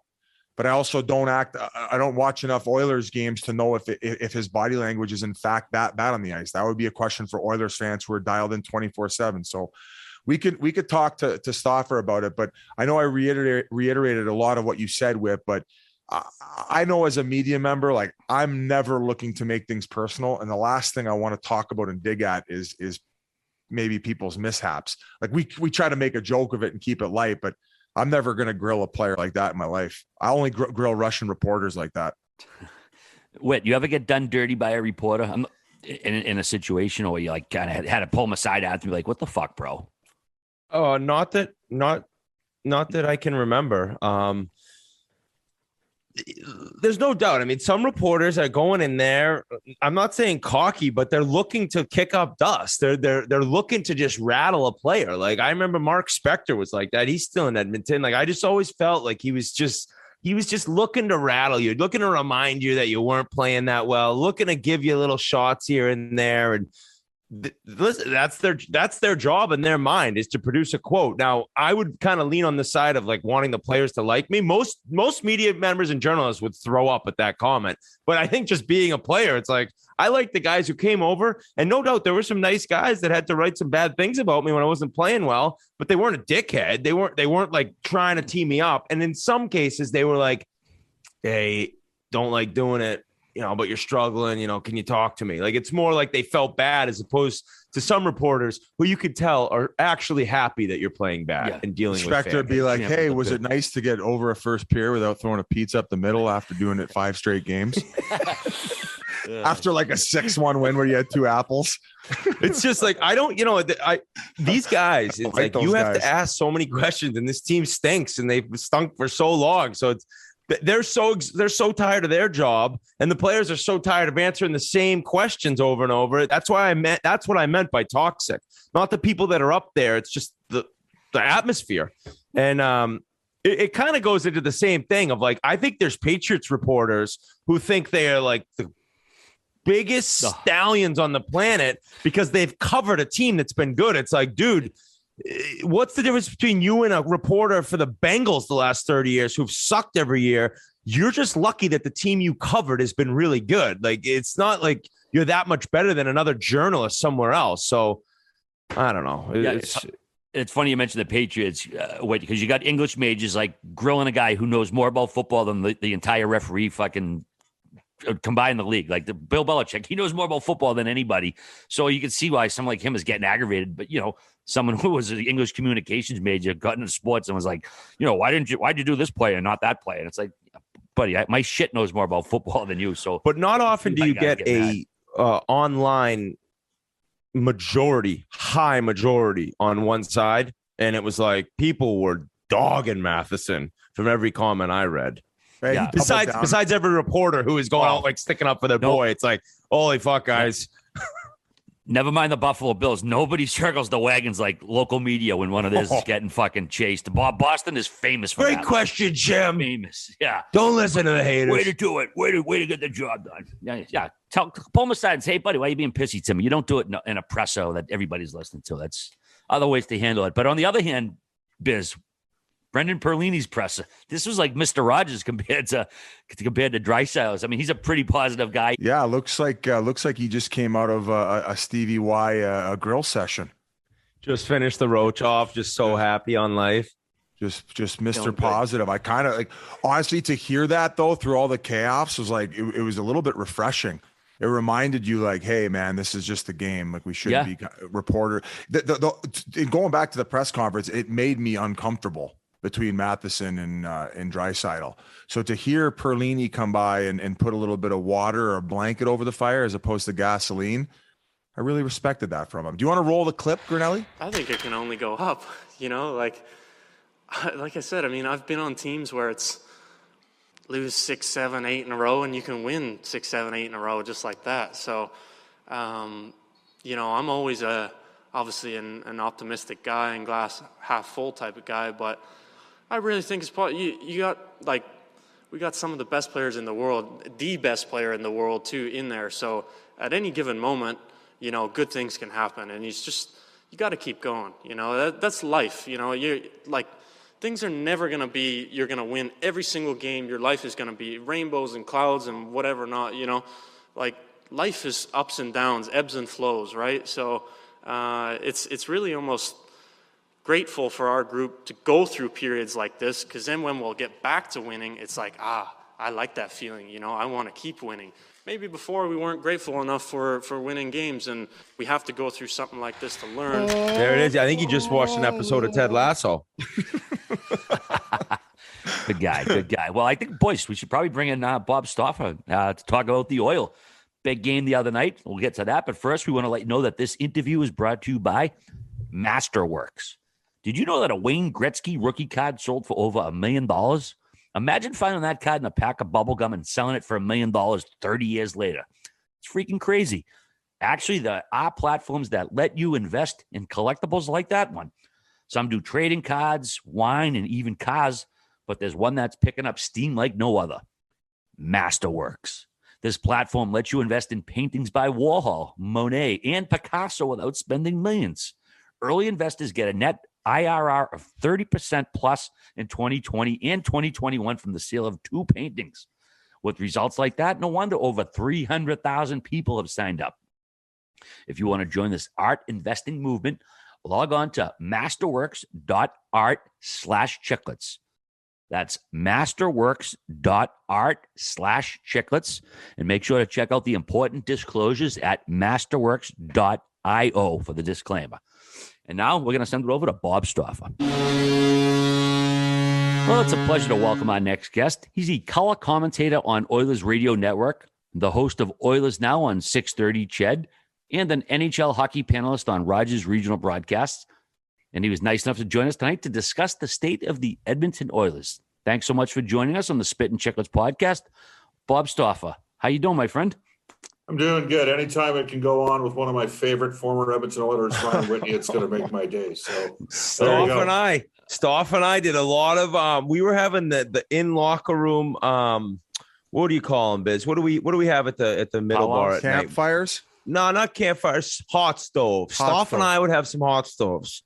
We would discuss the long-term makeup of the Edmonton Oilers and the requisite moves that needed to take place back circa 2010 until about 2013. Were you like, lying hey, to he goes, Whit? wait, I had you in the plans. He goes, I had you in the 5-year plans. Then that ankle went. He goes, so you're out of here next year, but help work with me. Who else are we getting out and who's coming in? Well, actually, if you recall, Ryan, I don't know if Joffrey Lupul ever told you this, but you just before the Olympics, I texted Joff and said, hey, what kind of guy is Ryan Whitney? And the last game you played for Anaheim would have been in Edmonton. And Yes. remember they had all the flags from the different players that were representing. And you were, of course, you only got a moderate applause because the truth be known that Canadians don't exactly, they recognize how good the U.S. is now at hockey. The U.S. has supplanted Russia as the number one rival.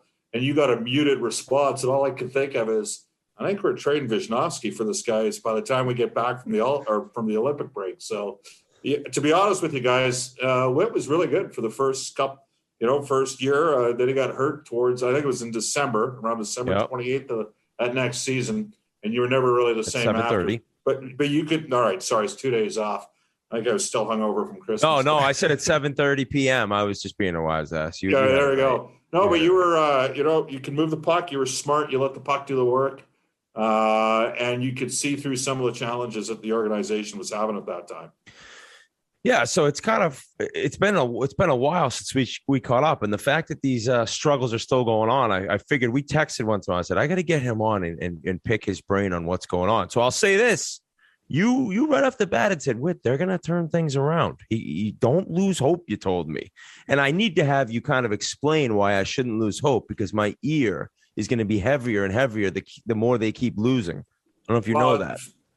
First of all, based on past history, criticism's fair in terms of the position that they're at right now.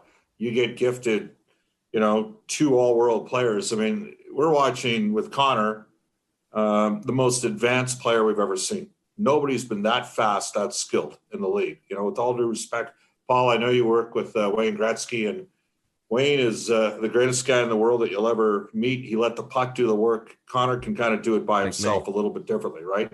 And then Draisaitl, through osmosis and I think through work ethic, has become a top 5 player. But they've had a confluence of events. Goaltending is obviously a significant part of it. You can't have a team 900 save percentage and continue off a 16-5 start. At that point, everybody was above 914. And the other metric that people haven't factored in over the last 16 games is their even strength shooting percentage is about 7%. So that'll get better. They were down a bunch of bodies. They had COVID run through the team. Everybody had that. They had some injuries. It was an important comeback against Calgary, but they play in an easier conference and they play in the easiest division. They're 9-2 against the Pacific, and that's part of the reason why I think the Oilers have a chance here to still be a playoff team. And frankly, I think they're going to finish second in the Pacific. I think they'll make some hay second half of the year. Okay, second in the Pacific, you're in the playoffs. Who's starting game 1? Is he on the roster right now? Well, Mike Smith's a wild card, and that's an unfortunate thing. And I'll say this about Ken Holland. He's accepted the responsibility. He went a week ago and said, hey, I built this team. They were making a bet on a 39-year-old. I'm not an ageist, and I believe that hockey's a meritocracy, right? And based on last year's performance, Mike Smith deserved another contract. Now, he was $923 last year. Do you bet on a guy on a 2-year deal at 38? And that's a fair question. So I would say that, if they have to go outside the organization, it would most likely be to replace Koskinen because there's another year left in the term on Smith's deal. But Smith's got to be healthy. I mean, he's only played 6 of the 36 games all year. Do you think something drastic would have happened if they would have lost on Saturday to the Flames? Or do you still think I think there was a possibility. Like, I know you played for Tippett and Playfair when you were in Arizona. Dave's a real good coach. Awesome. He's got a good feel for players. He played 600 games in the league. He kind of willed himself to an NHL career. He's a bit like you, like your numbers relative to what I don't think you ever got double-digit goals in junior, and you still found a way to play 200 games in the National Hockey League. That's because you made it happen for yourself. And Tippett was an undersized guy out of NCAA that might have been a better soccer player than a hockey player, but he's smart. He's got a good rapport with the players. But I'm not going to, this is a results-driven business for coaches, and there is pressure to achieve. I want to go back to the comments he made about Koskinen after that game. Now, from my understanding, he was kind of getting grilled about the goaltending and then let that slip. And you talk about the rapport with his players, like he's a player's coach and everybody here loved him. Did you view that as a big time slip up on his part, or was that just maybe annoyance from the media about the repetitive question about goaltending? See, when you're one of and things obviously have changed, you guys. Like I'm still traveling with the team. We are not in the rooms anymore with the player. I work for the club, so I'll be up front with you. I don't have a problem with what he said, because my guess is, knowing Dave, he probably said it 12 to 15 times already with Mikko. You got to be ready early in games, minimize the puck. And that's part of the thing that Mike Smith brings, is the puck handling. He's like a third defenseman out there. Teams play entirely differently against Mike Smith than they do against Mikko. They soft chip and soft dump against Mikko, try to create some turnovers, and they hard rim on Smith because he can knock pucks and he can transition. And Edmonton's an off the rush team. So I would hazard a guess. I'm almost certain that Dave had repeatedly spoken to Mikko about being ready early in games. And it was the last thing. And the question was asked specific to the first goal against, not in terms of Mikko's overall performance. So if I'm giving the coach a bit of a break on that, I trust Dave and I trust the rapport that he has with his players. And I believe that to be because I can tell you, when I've challenged him on stuff like Evan Bouchard playing more, he's been open to listen. Doesn't necessarily mean he accepts my position as being the right one. But just the way he handles these things and diffuses things, I don't think that he's necessarily a guy that just puts gasoline on the fire. Yeah. You were always a guy that was into the defensive core that we would have, and we'd be talking D, and that was at the time you said they got to play this Petrie more. This kid's a player, and it sounds like now that's Boucher for you a little bit, where it's like, hey, let's ride him a little bit more. Start giving him 23 minutes as opposed to what is he playing now, 17, 18?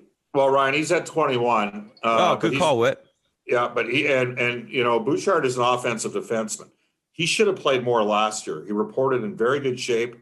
Frankly, he was in better shape than Ethan Bear was last season, coming out of the when we got started up in January. And I think Jim played fair, and Dave Tippett should have had him on the lineup on a regular basis. Now, they had Adam Larson. They signed Tyson Berry, who led all defensemen in scoring. They still had Bear, but I wouldn't have had a problem if they would have played all four right shots, looking at the makeup of the Oilers defense. So that's me. I also think that, they used to say, guys, the NHL is not a development league. Yes, it is. In a cap system, you have to have productivity from entry-level players. And that means, like, the best coaches today teach, and they teach in a positive manner. They treat their players with respect and dignity from the beginning of the relationship, and that way they engender passion from them to get the most out of the players. And I would have had Bouchard playing last season. The minutes played is fine. This guy has a chance to be I'll tell you what he is. I don't want to go too far back, but he's a bit like Larry Murphy, right? He's right shot, skilled, but at times it looks like he doesn't play with enough intensity and passion because he's got a slow twitch because he doesn't panic under pressure. And sometimes that gets him into trouble. Yeah. Bob, is it a given that this team makes a move or several moves at this point? Oh, I think they'll make a move at some stage. Like, everybody's focused on goaltender. We'll see what happens with Kane. Obviously, the league's got to make a ruling first. I think Edmonton's got a chance to get Evander Kane. I'm hearing there's a couple other teams that have entered the fray there. And why wouldn't they? Why wouldn't they take the chance on a short-term deal? And you know what? If you're sitting there first, second, or third in the league, maybe you don't do that. But maybe if, you like – and Edmonton needs to change the makeup of their forwards. They're too small in the bottom six. And when you have those big horses like McDavid and Draisaitl down the middle, I'm a little old school. Like, I grew up playing against Todd Ewan and Mark Tenorti. Todd Ewan's the only guy ever to knock Bob Probert out in a fight. And God rest his soul, Todd was a tough dude. He could chuck him.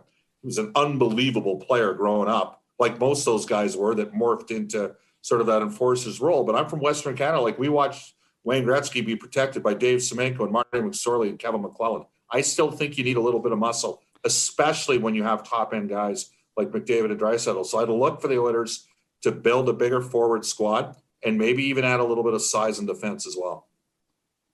I mean, is goaltending a priority? Do you think they're definitely going to move for a goalie, or are they going to try to see what happens with Spittin? Well, we're circling back to the question, who starts? I mean, that's a fair question, all right? And it's hard to do. Like, if you're Marc-Andre Fleury, do you waive your no movement clause to come to Edmonton right now? No, you'd probably wait and see What's my best chance to win at the trade deadline? Now, what I'm telling you is I think the Pacific Division's wide open, and I don't think the West is anywhere near as good as East. So I think there's more opportunities to climb up the charts as the season goes on. I got to get your opinion on the press conference last week with. I knew this was coming. Well, it's funny because I talked about it right before you came on, and I said it's just been so long, and there's been so many years of just bad teams and the same questions being asked and the same questions being answered, and you can tell me if I'm wrong, but it just seems like over time, it's just the reporters are sick of asking the questions and the players are sick of hearing it. We've had, like, the thing about the Edmonton media is it's a lot of the same guys for years and years and years, right? Like, you're in a market, and I'm a huge NCAA college football fan, Ryan, as you know. And not to interrupt you, quick. So it's is Robin Brownlee's around, Matheson? He's sort of out of the mix, but Mark Spector, Jim Matheson's been covering the team for 45 years. Terry Jones, Rashog. Yeah, you know, like everybody's been there at least 15 to 20 years all through this, right? You know, it's like when Paul's playing in Arizona and you got, Rich Nairn is one of the best PR guys in the league. You might have one beat writer a day. Like Craig Morgan might be the one guy that was kind of down there other than your team broadcasters. What I would say with that incident, that a couple things. You know, some writers grew up in a time like Red Fisher out of Montreal. He didn't talk to rookies. Like, here in Montreal, they had the best development system they had 400 carded players when Red Fisher was, like, they had the best organization in the league. The guys that were coming up were really damn good. I might want to talk to those guys in their first or second years, you know? So I'm not saying that the writers are entitled. I'm saying, Ryan, your perspective that they're frustrated, they're exasperated, and then the players, some of the questions sometimes that get asked the players really should be directed towards management. Okay. And remember, I work for the club, but I say this because Ken Holland he's admitted it. You know, the makeup of the team right now, this is my team. That's what Ken Holland said. The question that Jim Matheson specifically asked Leon Draisaitl, it was the third time that question got asked. What do you want Leon to do? Throw his goalie under the bus? He's not going to do that. So Leon was being a good teammate and was kind of going down a different path, and then it got accelerated. I'm going to tell you right now, if Jim Matheson could have done that over, he would have done that over, you know, and he was, you know, that's my interpretation. I think you get more out of people by being a little bit more positive in your approach. And I say this, I was a former SID at the University of Alberta, school that wins in every sport from 2000 to 2008. I coached our coaches on how to do interviews. Not a big deal. We lost some big games, right, at national championships in different sports. But you get more out of people if you're positive and engaging and not going at it from an adversarial perspective. I asked Draisaitl a question on Saturday. He gave a great response about, look, we don't just want to win for ourselves. We want to win for the city and for the fans. They know they're under pressure. And hockey in Edmonton is like football in Alabama. That's all there is. You know, like if you're in Arizona, Paul, where you played, let's face it, the only time anything's full in Glendale is when the Cardinals are playing or Alabama's playing Clemson in a national championship game, right? That building's never full. I have friends. Is this shit on Biss interview? Biss is doing a topless night. Don't worry, I'll get to that a little bit later. No, but what I have friends that fly to that own companies that fly in there, at least they did before the pandemic, that would fly 4 times a year for weekends down to Arizona, and it was cheaper than having season tickets. Yeah. In Edmonton, right? On the broadcast with Wayne, he's like, man, you'll go to Edmonton in the summertime and you'll turn on the local radio and they're talking Oilers. Like, it's just like nonstop. It's like SEC football. Yeah. It's same thing. Yeah. Rick all right. So then talk to me about the fan base. Are people, now the pandemic's changed everything, but like, are people still going to the games whenever they can? Is the passion will always be there, but at some point, has there been a group of fans like, I can't handle this anymore? Say they missed the playoffs this year. Like, what will happen? Well, there's one concern, and that concern is, you know, does Jeff Jackson reach out? You nailed it. Does Jeff Jackson reach out to the Oilers? And, you know, Connor's pretty committed, and Jeff has Evan Bouchard. So that's another significant future Oiler player that he has. I think that's the biggest concern from the fans is the engagement level of Connor. I think the fans get it. They're privileged, like we are as broadcasters, to watch two of the best players in the world. I mean, Edmonton didn't have Hyman and Nugent Hopkins. You played with Ryan. He's a very underrated player, touches all aspects of the game. They didn't have those guys against Calgary. Again, let's see what happens the rest. They might not pull out of this, or conversely, this might be the best thing for them. You guys, two of you guys there have played, right? You know what it's like. You've been on good teams and bad teams. And sometimes you go through something like this and it's the best thing for you. The fans, that commitment's always going to be there. The heat is on. It's on a little bit on the management. Very few of the fans target McDavid and Draisaitl for the woes of the team. Sometimes it might be a couple writers that go down that path. I think it's unfair, frankly. Like in hockey, you're only as good as your worst player. It's because the best forwards only play 22 minutes a game. The best Ds play 25. Like you gotta continuously build a team, and then the great equalizer is goal. So you got to continue to chip away and build a better team. Do you think the D needs reinforcements at some point, or is this a defensive core that could get them through the playoffs? Because I think we've seen over the last few years that you might not have a marquee guy, but if everyone works together, like I think back to the Penguins, they got it done a couple of years back. Is that something that they could do in Edmonton? Take a look at Carolina in 06 and who they had on defense when they beat the Oilers in 7. That was the most unheralded defense of all time. Edmonton's got a lot of prospect defense coming. Like if they're going to make a trade, goaltending and a forward, for me, those are the moves they need to make. They got several. The makeup. They got a guy named Philip Broberg. He's a first rounder. He's played most of the year in the minors. He's having a good season. All their guys are 6'4" to 6'7" that they have coming. Like they're going to have a big defense. They have Nurse and they have Bouchard. Like in 2 years from now, they're going to have 5 defensemen 6'3" plus. And 4 of them can move the puck, and 3 of them got a little bit of bite. So that'll be a good combination. I mean, the only one I was going to ask, and it kind of goes back to McDavid's agent, Colin. Do you think if they were to miss playoffs this year, that something like that could happen as soon as this summer?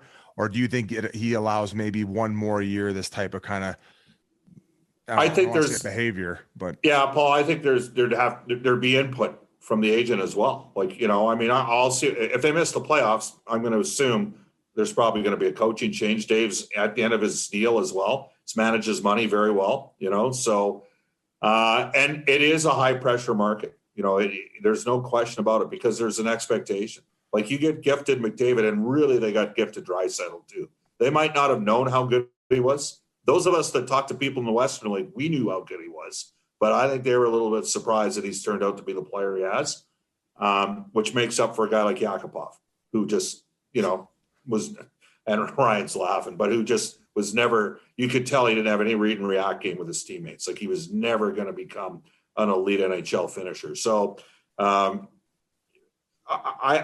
tend to be a pretty positive guy, but that's people say, no, you're out to lunch. And the other thing that happened here, Paul, is when Edmonton won McDavid, that ratcheted up the heat on the organization. And a lot of people weren't happy the Oilers got him. Let's not forget, they got Hall, technically, they didn't win the lottery the year they got Nugent Hopkins number 1. They just held their position. They won the lottery the year they got Hall, and they won the lottery the year they got Yakupov. And that 12 draft was a bad draft at the top of the draft. Yakupov goes 1. Ryan Murray, he's number 5 defenseman. He goes 2. Galchenyuk can't stay healthy. He went 3rd. The 4th guy that year was Griffin Reinhardt, who Edmonton traded 2 picks for. Last time I checked, last year he was playing in the KHL. And Morgan Riley went number 5. He was the best pick out of those top 5 guys. So that wasn't a great draft year. And then they get, Buffalo passes on Draisaitl in 2014, and the Oilers hit the home run there. But when they got McDavid, that like markets like Toronto, who were playing, like the Oilers weren't playing to have the top pick in 2015. Arizona was, Toronto was, and Buffalo was. And the end result was that the Oilers ended up getting the pick. I think we've seen some frustration out of Connor the last couple of press conferences. Is there any worry about this festering, like into a Jack Eichel situation where like this guy wants to parachute out of town because the team just isn't getting it done around him? I don't know how you're supposed to respond when your team's won 2 out of 50. If you go 2-11-2 over 15 games, how engaged and how happy-go-lucky are you supposed to be during the media availability? The one thing that's happened with COVID is he doesn't get drilled every day. in the dressing room, right? Because everything's done over from afar. So it's actually lightened his workload in terms of the amount that he, again, I'd say let's just see how the rest of the season goes. I don't think it's quite as bad as put it this way. They were never as good as 16-5. They're the best winning percentage through the first 21 games. And they were never as bad as 11-2 before Saturday night when they beat the Flames. You guys know that from when you played. It's never as good when you think it's going good, and it's never as crappy as when you're going through a bit of a negative. That's life, man, and it's kind of how you deal with it, and to make the most of those situations and grow from them. Well, I'm feeling better now. Biz, I don't know if you're a little bit more worried because the Flames aren't exactly lighting it up. Who do you got going further this year? You can't be biased either, Stauf. Well, I knew Calgary was going to bounce back because there was no way that Jacob Markstrom was going to have a .904 save percentage. You guys know this, that the Oilers offered Markstrom 7 years at $5 million. And he took 6 times 6. His agent, Pat Morris, certainly at one point it appeared as though Markstrom was headed to Edmonton. He chose to go to Calgary. And then this past year, the Oilers were in on Darcy Kemper. And if Philip Grubauer inexplicably doesn't choose Seattle and stays in Colorado, the Oilers would have had Darcy Kemper on their team. And you could foresee a scenario. Kemper's a UFA at the end of this year. Biz, you know him, and he's had some injury issues along the way, but he's a pretty good goaltender. You could see a situation where he might end up at Edmonton at some point here in the next 9 months. Yeah, I think they're getting to that level of desperation, and they just got to hope it's not like a Philly situation where they ended up paying Brizgalov, and then next thing you know, it's just like you just never know. The goaltending position, it's so finicky because you see the Bobrovsky now. You know, it seems like he's having a bounce back year, but switching away and talking about some fun stuff, Ken Reed reached out to me and he said, you guys used to do the Train Wreck Tuesdays with Terry Ryan back on local radio. And he says that you guys would get off the rails quite a bit. Well, Terry Ryan was a gifted WHL player, but he was a better storyteller. And you got to have self-deprecation. I mean, that's part of what makes you guys, you know, one of the hottest podcasts out there. That's why your fans love you. You're not afraid to poke fun at each other. I mean, Ryan Whitney, I know, just wrote off Joffrey Lupul's coattails in certain aspects of his personal. Oh, yeah, I bet. Who didn't? And, and for the record, Ryan, if you think Joff had game, you should have seen Craig Lupul back because he didn't play. I'm not surprised. Because he did not play in the NHL, and he did every bit as well as Joff. That's all I'm going to tell you. So, but how do you like hearing that? You know what Ken Reed told me? He told me you guys went to a Top Prospects game. It was in, I think it was at Rexall, Whit. So Stauf goes and he shoots 82, and then he says he hurts his back. So Ken Reed got a little nervous on his first shot. He did like 73 or whatever it was.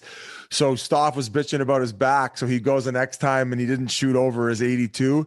And then Ken Reed got pumped up by the MC in the crowd and he ended up shooting it, turned around, boom, 83, beats him by 1. Oh, man. He wouldn't even do the post-game interview. He went off the ice. He was so pissed. I think I sprained some fat, actually, is what happened on the shot. The worst one for me, though, guys, was George Laraque.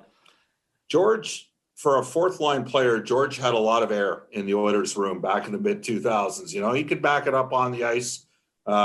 Best fighter. I wouldn't say he was ever the best enforcer because he wasn't mean enough, but he was an unbelievable fighter. And we had all these animated discussions on the roll. And he waited 2 years, but he finally invited me out to skate in non-contact and then absolutely train wrecked me. The one time I had the puck, I was probably 240 pounds at the time. So like my current weight, well into my 40s, and I got the heavyweight champ of the NHL. And at the last second, I realized, oh no, he's going to hit me. And he hit me right in the sternum. And I tried to jump up out of the way at the last second because I realized he was going to hit me, and I couldn't pivot around him. And it's on the internet stuff. No, as a media member. No, and he got me, and he got me. I went about as far. Your old buddy Steve McIntyre hit Chris Letang in Pittsburgh like this once. Okay, in the 2008-2009 season, Goddard busted his orbital bone earlier in the game, and McIntyre didn't realize he was hurt. Went back on the ice.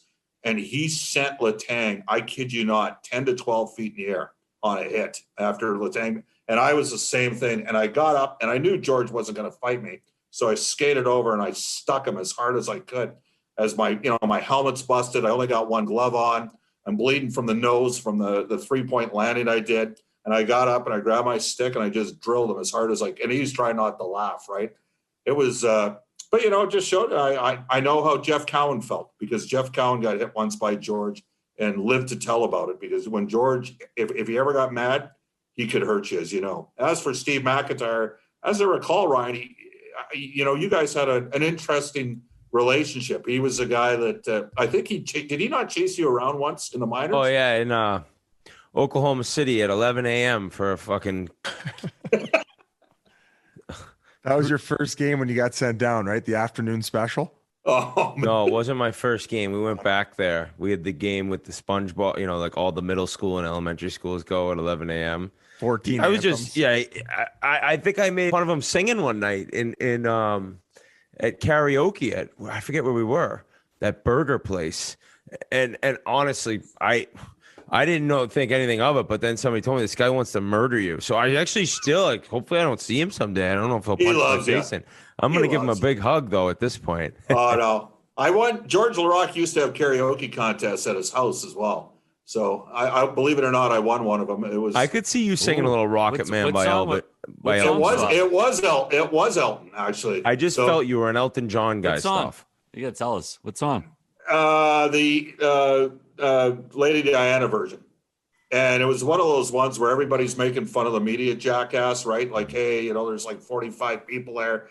And like, we got 3 words in and everybody stopped chirping. It was one of those rare occasions the song worked for me. It was an emotional thing because I was a big fan of The Crown. I'm kidding. But no, I pulled it off and George was like in shock. And the irony is George is quite possibly the worst singer you've ever heard. Like he did a version of Vanilla Ice, Ice Baby. And it might be the most wretched thing you've ever heard in your life. So there's no good version of that song. No. You seem to have a soft spot for the tough guys. You guys got probably Nurse and Cassian who can handle their own. You mentioned mixing a little bit more meat and potatoes on the bottom 6. Who would you like from around the league? You mentioned Evander Kane, but that looks like it's not going to happen. Well, the thing is, Evander can do it when he wants to do it. The problem with Nurse is he's too good. Like, he's too good of a player to have to, like, I loved Larry Robinson as a kid, partially because he beat the crap out of Dave Schultz and I couldn't stand the Flyers. So, a memorable fight when CBS used to have Sunday afternoon games, 73, 74 season. Love Larry. And Darnell Nurse is becoming that important and that type of player. You can't have a guy like that do it. In terms of Cassian, he's got to fight on his terms. Really, he should be a 13-minute a game guy.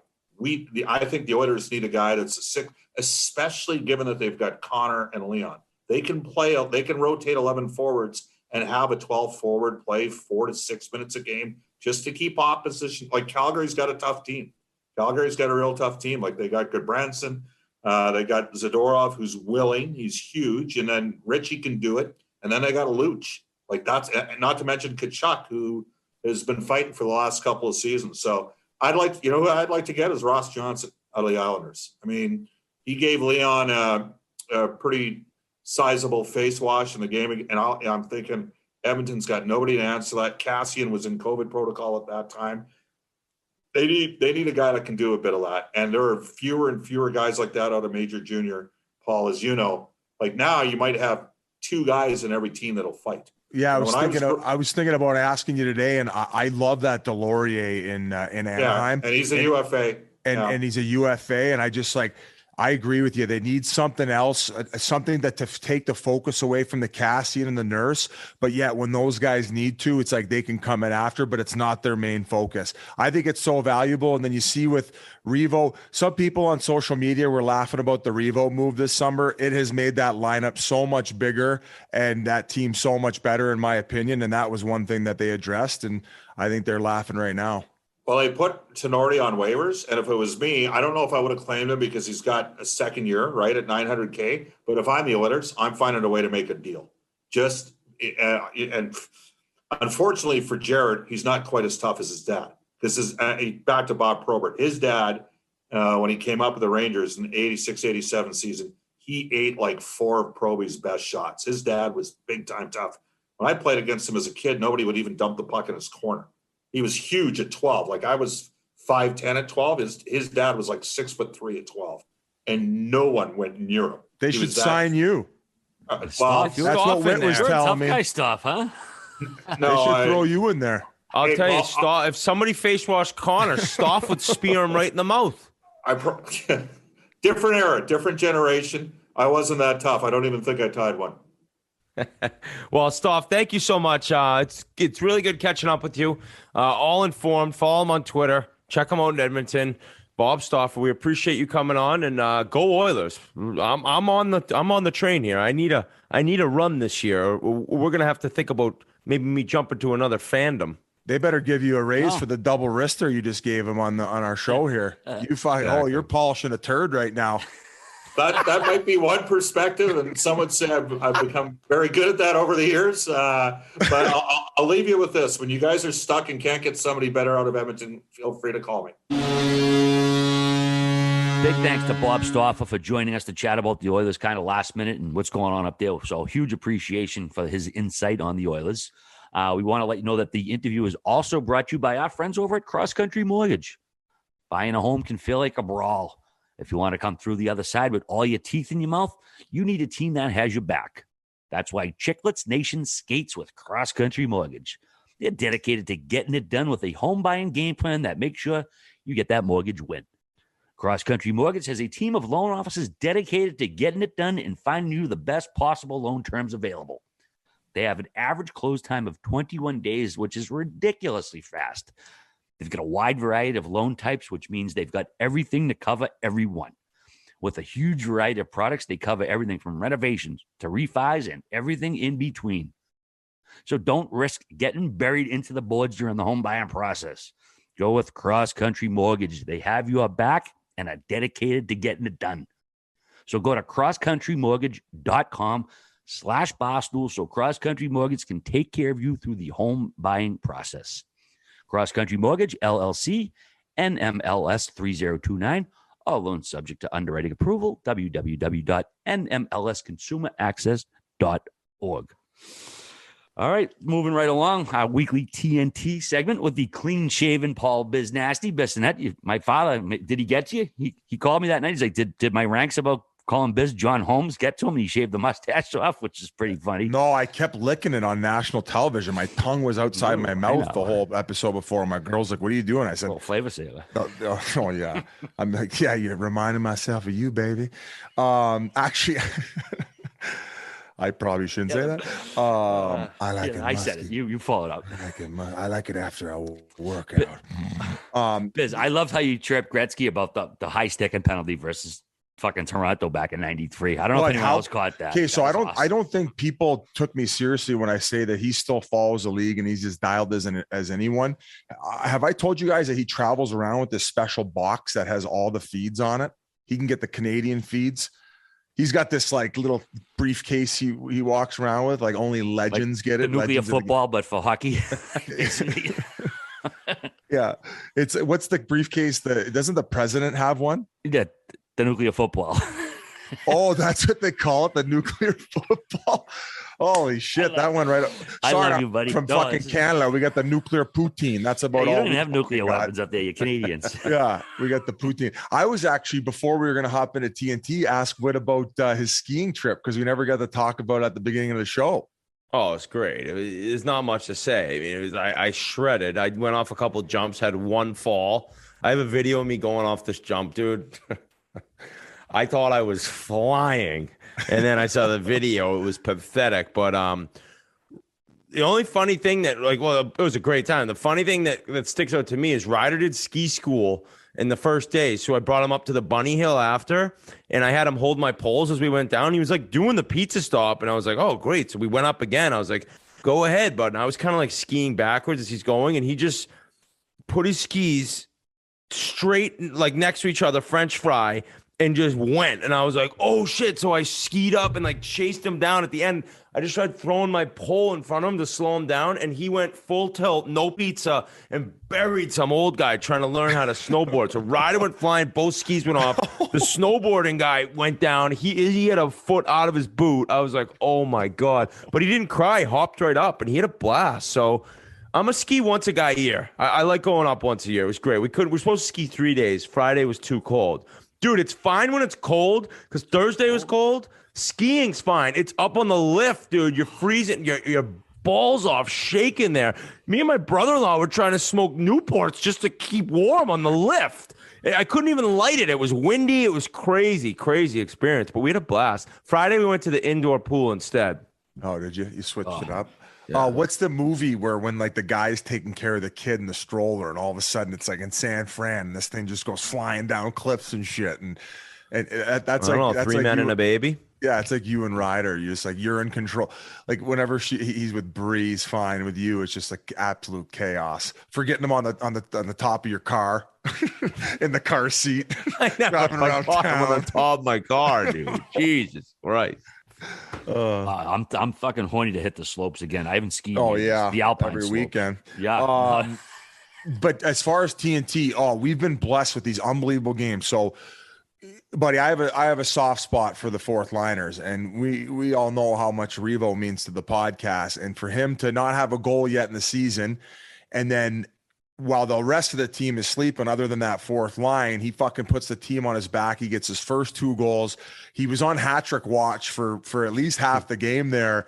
And buddy, he got a couple chances. The crowd was going nuts and he ends up getting first star. So a very, very cool moment. And I was shocked to hear that he actually had a 2-goal game in St. Louis too. So Revo's not shy to end up finding the back of the net. They were nice goals too. They weren't like garbage goals by any stretch. The second one he scored, it was all him. He got on the forecheck, creates the turnover. He ends up bringing it to the net, goes net front, out-muscles Sandin, not only physically, but then on the stick battle after the initial chance. So, yeah, the second one was fucking top titty, baby, on a Vezina candidate. So keep the change. Kreider, I mean, fuck, the guy went from not even be able to stay on side to having 25 tucks through the first half. He's a beast. He's a beast. And I thought he was up for contract. He signed a 7-year, 8-year extension a couple of years ago for fuck's sake. He's like, oh boys, this guy have some good timing. He's on pace for 50. Gonna cash in on that UFA market. No, he signed a 7-year extension about 12 months ago. But how are you supposed to stay up to date with every player's contract, right, Biz? It's impossible. That's what I'm saying. I need a guy. Too many guys in this league. I need a Billy. You need an assistant. You actually should have an assistant. Maybe I should put a job opportunity up there. Grinelli, who do you think would be a good assistant? Oh my God! Outside of Jeff Jacobson, somebody that can take a fucking beating. I would say Memes might be a good assistant for you. Just memeing for you anytime you want. Just ripping the bong. Hey, what time's my flight? Oh, you fly today? Oh, I know you flew today. I thought that was next week. Hold on, man. I'm going to the third period. Chell, I'll call you right back. Stevie, give me 15 minutes. Biz is on my ass again. The interview after the game was great stuff too. I mean, Revo, great personality, talking about moving into the chair when he's done, and I could totally see him doing what you do afterwards because he's hilarious and a great personality. Do you see the video of him skating around asking his teammates questions? And he was like stop and go and trying to catch guys. Quick feet. He was buzzing. We were joking around because like I think it was a topic of conversation for 2 days. I played 11 minutes one night against the Oilers, and I had to after the game, I felt that I did a marathon game of 24 hours. I had no lungs, no legs, and all the guys were telling him to stay out there with the goalie pulled, and Revo's like, buddy, if I stay out here for one more fucking minute, I'm gonna have a jammer. So he was he was on the broadcast, acted like a mummy, making jokes. So he came out with the velour tracksuit down to his belly button. He looked like the Rock, all tatted up there. And so we had a blast on that. What was the one other thing I was going to mention? Well, I don't know if it was Revo related, but someone tweeted out he threw some pucks to a couple of young fans, a couple of young girls there at the game. Yeah, I think it was the parent tweeted out. Just I know it happens all the time, but it's always nice to see guys making these kids' days because when you're a little kid, there's nothing better than getting a puck from an NHL guy. Never. Never. Maybe you want to talk about the nightcap, Colorado, Anaheim. It was a pretty tight affair. Anaheim's been playing great this year. Colorado ended up winning 2-0, but we got a great scrap between McDermott and Delarier. That thing was epic by today's Longest of the year, I would say, right? I believe so. Yeah, it was good stuff. Also, too, there's another. It was one of those little clips. I'm not sure if you caught it. I put it in the outline. But Sam Girard, it looked like he was about to crash in the boards at a really tough angle, and Getzey reached over and kind of grabbed him by the collar, just so sort of soften the blow and change his angle so he wouldn't potentially hurt himself. It was, I don't know. I mean, we love Getzey in the show, but it was just a really nice gesture from a guy could fucking 40 years ago you wouldn't see it, but he saved them from a potential injury. It was just a nice gesture. A guy caring for another guy. Good guy gets after taking the -2. I might have shoved his head even farther into the wall. I would have been I wouldn't have got a shift the rest of the night. So good guy gets showing up even after eating the minus. So add another feather to that guy's cap, or cap to his feather, however you want to say it. I wish the Ducks were in. They're actually across the street right now. A Monday night we're recording. I wish it was late. I would have liked to have gone over and seen them and Trevor Zegras play, because the Ducks have been outstanding this year. So so unreal dust up. I would agree. One of the best of the year. The fact that they were calling off the refs too. Let these guys go. We've made 2 Stevie Y references. We got an interview with him on TNT coming up this Wednesday. Oh, Jesus. Put the serious face on for that one, Biz. He'll fucking won't even answer your question. What should I ask him? Be like, Stevie. Sativa or indica? No. You won't say it. I was being dead serious and asking you guys, what should I ask him? I think that maybe the fan base should decide, and especially ask him, hey, Steve, I got the chance quickly before the IHF, like cowards, canceled the World Junior to see Simone or Simon Edvinson. If you had to trade Sider or Edvinson right now, who would you trade? He would never trade either, but fuck, you got to put him on the spot, make him pick a guy. He'll do his finagle out of it like a professional. But Biz, you got to be asking the hard questions on this TNT. None of the friendly, blah, blah, blah, blah, I love you, Gretzky the best, blah, blah, blah, blah. Just like start grilling guys. No tummy sticks. Why are you pissy tonight? You're a journalist. You want me to ask Stevie why he's always so pissy in press conference? You say, Stevie Y, I heard there's no laughing allowed in the offices. Is that true? Oh, no. I heard. Oh, my goodness. I actually think it might be a tough one for you to think of a question. Like, he's just intimidating. He's a serious cat. His team's like, they're in the right place. I was actually coming into this one, I was going to ask, based on an interview he did before the season, he didn't necessarily have expectations put on wins and losses, more competitiveness.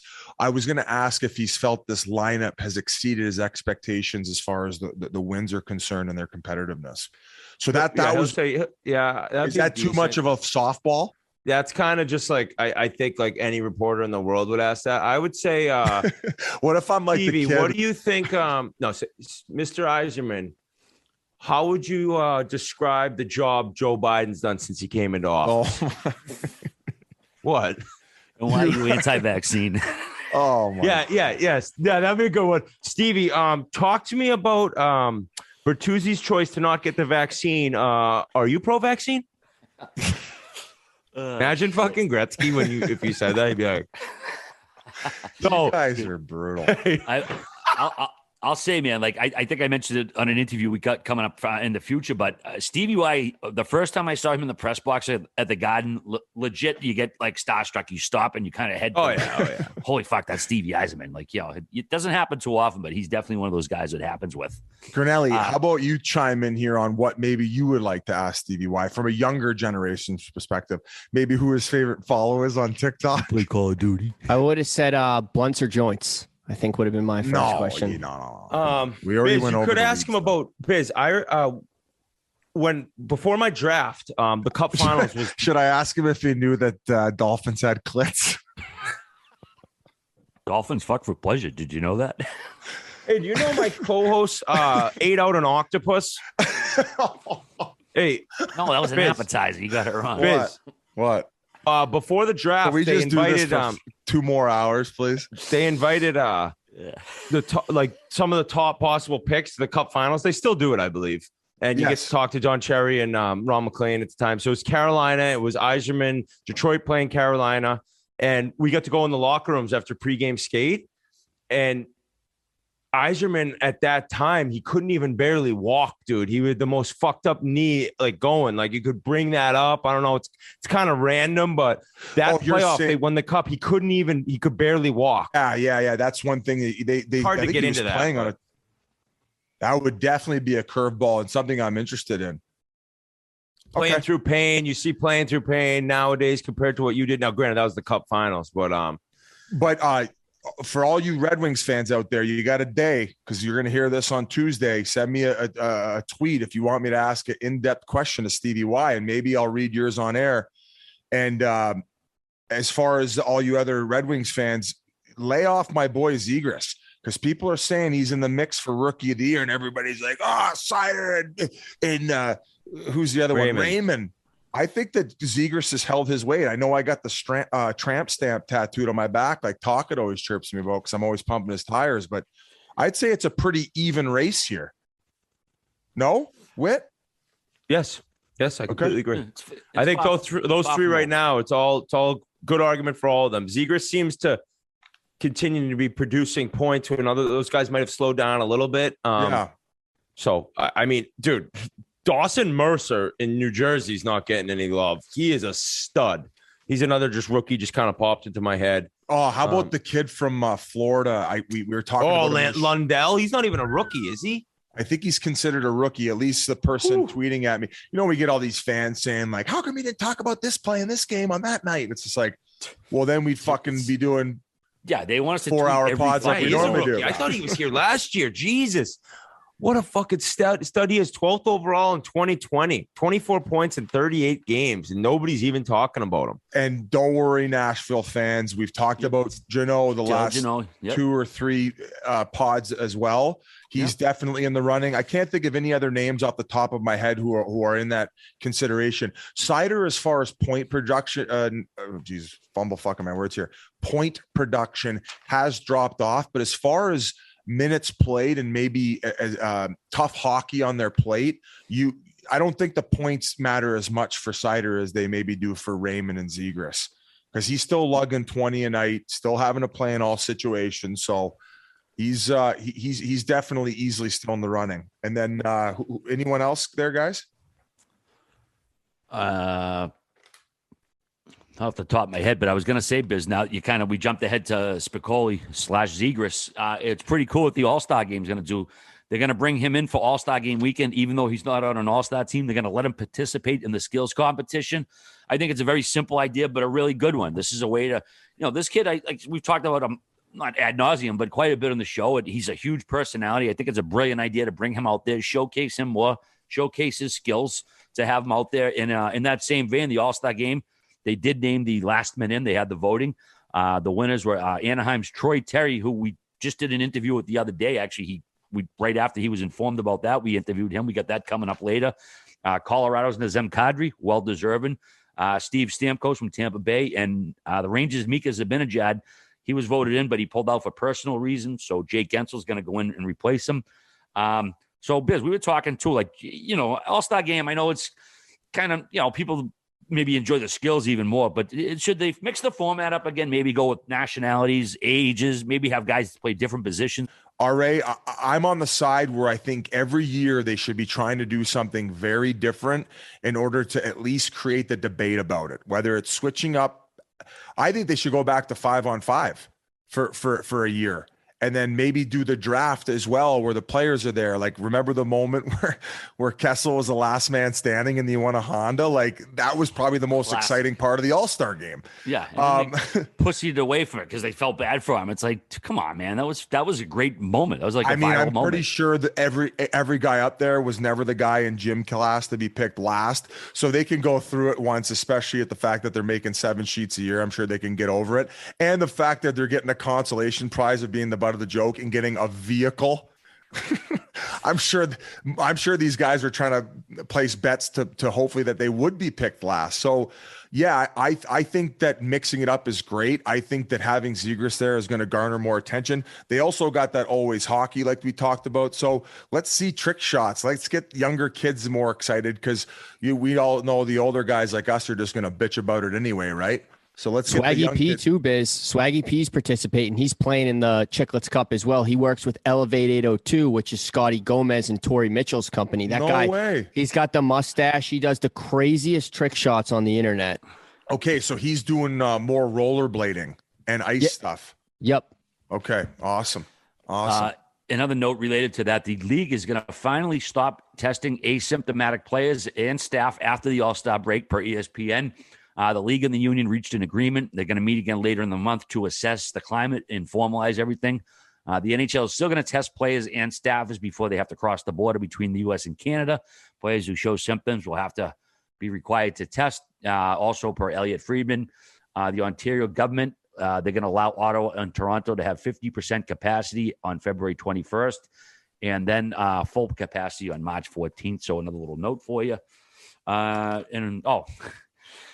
Brad Marchand. I mean, this guy, he just each week makes this show no matter what. This time via social media, he had a little beef with Carolina and Vinny Trocheck.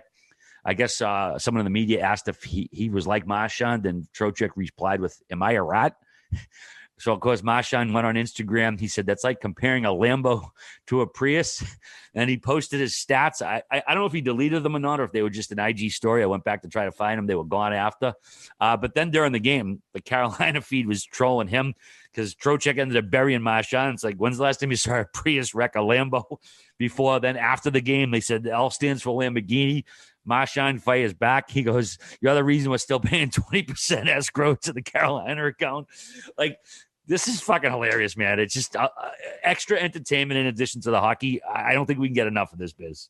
I think he's putting the fucking league on his back. I mean, I was kind of thinking about the whole situation with him and going back and forth with Trocheck.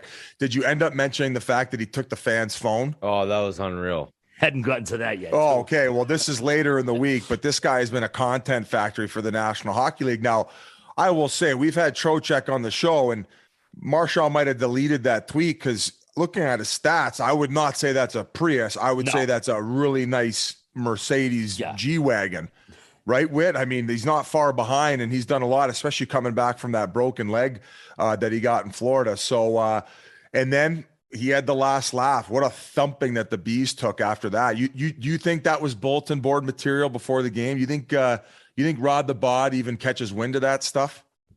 I would say he catches wind. I don't know if they bring it up, but Trocheck ran him over, and Marchand's incredible though, dude. He is just because he's, first of all, he's a superstar that's willing to get involved in stuff like this. And then on top of that, he's funny. He's a witty bastard. He's thinking of stuff off like quick. I mean, by the way, I love how Alan Walsh still tried to, do you see how Walsh got involved to the comment about the escrow?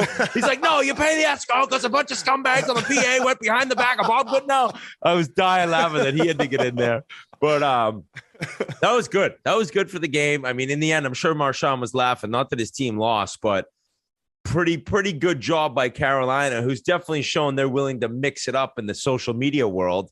But Trocheck's a hell of a player. Fucking amazing talent. He's not Brad Marchand, but any team would take him. And so I think that the way that he worded it was almost just a quick little comeback, because I didn't hear the quote that Trocheck gave. I don't know if there was audio or it was only written down, but I think he said, "Are you calling me a rat?" Which I don't even think he meant to he would never chirp Marchand as a player. He knows how good he is, but the way that Brad came back, holy shit. So we were talking to Rob Brindamore on the TNT for a questionnaire as well. And I think Anson was the one who asked him about these, the after the game celebrations and stuff. He goes, "I let the players handle that. And I recommended that the next one, Trocheck should come out in a Prius for the Storm Patrol, and then maybe give it away to a fan." That would be next level. I like or maybe not. No, hey, if Marty Mush, or I'll just shut the fuck up like a Marty loser. Mush I liked it. Okay, thanks, Whit. If Marty Mush is looking for a Halloween costume, he should just buy a Carolina Trocheck jersey, grow a little bit of a beard, dude. He's like Trocheck's stunt double, Marty Mush. No. He looks very similar. They very much look alike. I said that to Yandel a few months back, and he was like, "Oh my god, that." Oh, they look like are we going to brothers. get to Yans now that you brought him up? Well, actually, we'll get to him shortly. We got a whole Philly segment. Just wanted to mention the Bruins Capitals game because there were a couple of big hits that a lot of people are talking about. The Bees beat Washington 4-3 at the TD Garden, but couple of big hits. Tom Wilson absolutely bundled Anton Bleed. A lot of people, because it's Willie, crying about it, but good, clean, I didn't hard see a lot of hockey people hit. crying about that. Yeah, I mean, well, it's Twitter. You don't have to go too far to find it, and it's Willie. He's kind of a magnet for that shit. But yeah, I had no issue with it. Like maybe because people tagged me with and like, oh, I'm the Bruins fan. Oh, bet it was dirty. I'm like, no, it was fucking good hit. Very just clean, past the good puck. hit. Wasn't late. It was a textbook, clean, hard hockey hit. But then the one with was it Hathaway on Marchand? I wouldn't necessarily call that as clean. I know Butch Cassidy was kind of pissed about it after he hurt his shoulder. Marchand, he couldn't even raise his shoulder to celebrate a goal. He did end up playing Saturday. But yeah, either way, Biz, what was your take on either or both? Either hit of that? I usually don't like when guys roll off their check. It seemed like he was already engaged with another defender. So yeah, he was pissed off when he got up. He was barking at the official. And did we find out what the significance of the injury is? Because afterward, I saw that the Bees scored. He could barely raise his arm. Looked like he played the next game. Okay, so he did. All right. He had an assist when they lost. Did they lose or win Saturday? Maybe a little like AC joint stinger, but yeah, it looked like it was kind of half from behind too. I thought it was a dirty play. But sometimes when you're Marchand, you play a certain way, you don't get those calls. They didn't even call a 2-minute minor on that. Yeah, I was surprised at that. I didn't think it was worthy of a suspension, but definitely a penalty, roughing, boarding, pick one. But yeah, I mean, he's not going to get many calls. Yeah. Doesn't matter how good he is when he's always in the mix of shit, always chirping at refs, I'm sure. That's exactly what Cassidy said. He said, I wonder if the fact that it was Marchand had a factor in that. And by the way, they beat Winnipeg 3-2 Saturday. But the other moment you just mentioned, Biz, Marchand coming off the ice, I think it was warm-ups, and all of a sudden he grabbed someone's cell phone. He just like, hey, what's up? What's going on? It was just some random fan. Like he pulled his fucking cell phone out of his hand, made a video, and ended up getting back to the kid who was over the moon about it. But again, this guy, this off the ice stuff, personality stuff, this is what the league needs to do a lot more of because yes, it just brings in so many more fans, so much more viral stuff. So all right, I'll ask you one more time. Would you pay his parking ticket now? No. I mean, fuck no. I mean, forgot unless he's about taking my that. spot now that I'm his Maybe neighbor, unless he's taking my spot, maybe. But Maybe if he bumps the franchise value up another 100 mil. Yeah. Give him another month. I think my argument's making more and more sense by the minute that this guy does all these antics. I don't know how he balances doing all that and then staying focused to play. He is a wizard. Hell of a player. All right, let's see. We had a pretty special night in Seattle last Monday. It came out of tragic circumstances, but Ryan Donato, he was a teammate of the late Colby Cave, who played for the Bruins and Edmonton organizations, and passed away suddenly and tragically from a brain bleed. Well, Colby's wife, Emily, had gifted Ryan a tie last time he passed through Edmonton that Colby had worn to a game. Donato wore it to the game in Seattle that night that, crazy enough, Emily was at. He goes out, he gets the game-time goal, scores in the shootout. And it was just, like I said, one of these like heartwarming stories that, came out of a tragedy. But the fact that Emily was actually at the game that he scored at wearing his tie, just a real special moment that kind of brings a tear to the eye. Yeah, Ryan Donato is an awesome kid, comes from a great family, Situate, Massachusetts, and getting to know Colby when they were both a part of the Bruins organization, they became really good friends. So it was heartbreaking for the whole hockey community, let alone people who knew him and got the chance to play with him. So the fact that he was able to stay in touch with his wife and get that tie, it was no doubt he was scoring that night. I actually didn't know. I don't know. Did that news come out before the game or was it all post game? I'm guessing because, that was a guaranteed bet for him to score had I known he was wearing his tie to the game. Yeah, it all came out after the fact that, and again, I don't know how often she goes to Seattle games, but the fact she happened to be there and that happened, it was just, like I said, just a really nice story that, born out of something awful. Everybody kind of appreciated having that. So, all right. You did a great job with the blog and without that, I wouldn't have ever even heard of it. So yeah, great work there. And it's sad, man. I mean, yeah, it's tough to write those ones sometimes, man. She lost her best friend at such a young age. And, it's like all these other friends she's made because of it. And she kind of, his legacy gets to live on because of it. It's cool. It's a cool moment. Well said, buddy. Well said. All right. We're going to move on to the Philadelphia Flyers. Our buddy Hazy, he's been poor bastard. This is another surgery for him. He's going to be out 3 to 4 weeks for a procedure to drain fluid from the adductor region of his hip. It's his third time he's been in surgery since the end of last season. Obviously, we're hoping he gets well. Let's see. He knew he was getting surgery. He ended up playing versus the Islanders that night. 16, almost 17 minutes he played. That's a warrior. That's the warrior he is. The Flyers, though, 0 for 16 on shootouts this season after they went 0 for 9 in a loss to the Islanders. 0 for 2 on penalty shots this year. It's been tough sledding for that squad. Their four centers, Couturier, Hayes, Brassard, and Thompson, are all out of the lineup right now. They've had a 10-game losing streak and an 11-game losing streak this year. It's tough. It's, like I said, tough sledding, but it's not all bad news in Philadelphia, because this week, the Sonk Master himself, Keith Yandel, he's on track to break Doug Jarvis's Ironman record Tuesday on Long Island by playing in his 965th straight regular season game, going all the way back to March of 2009. What do you got on tap this week for plans? Well, I really, it's just one more game where he has to play tonight to tie Doug Jarvis's record. This is Monday night, excuse me. And then tomorrow night he would break it in Long Island. We have a big crew of guys planning to go down. So he's got to get through the game this evening and 1, 2, 3, knock on wood. But, what a career it's been. I think I'd like to talk about this a lot more when he's able to get it done. But I will say that I saw a stat on NHL Network today that just shows the career Keith's had and kind of what he's been through to continue to play this long. And the streak began March 26, 2009. And NHL stats rank among defensemen since that day. He's first in games, obviously, he hasn't missed one. In goals, he's 18th with 93. Assists, he's second, 479. Points, he's third, 572, and power play points, he's first with 269 power play points. So that's a 13-year span of him not missing a game, showing up to work every single night. I think there was an instance when they had a game in Florida.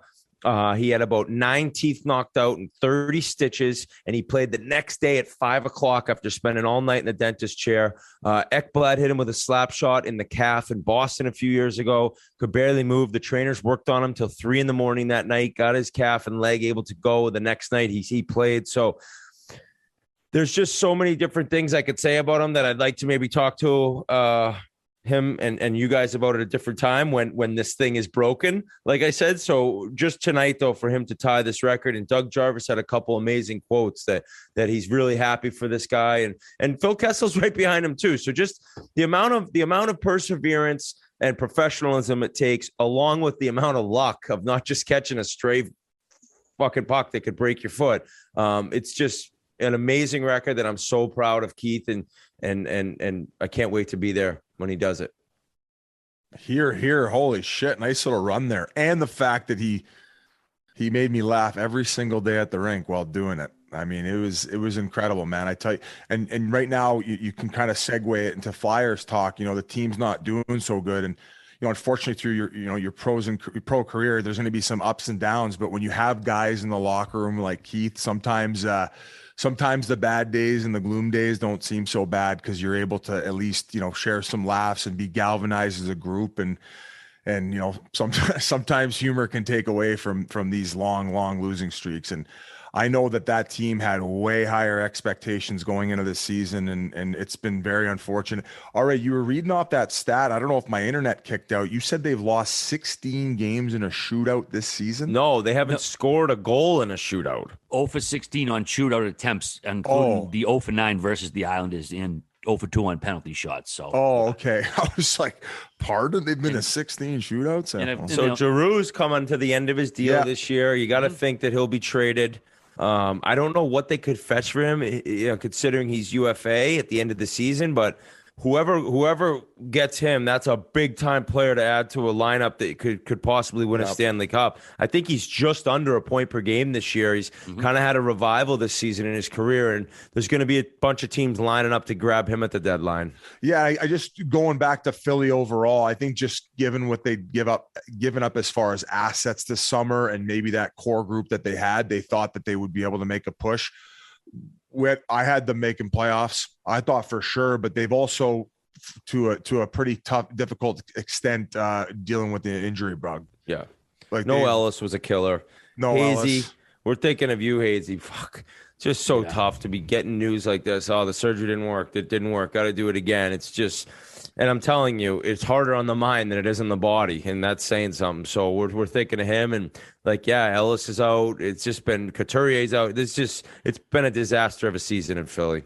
Yeah, and Giroux, he's in the last year of an 8-year, $66.2 million deal. He does have a no-move clause, so if he doesn't want to get traded, he doesn't have to.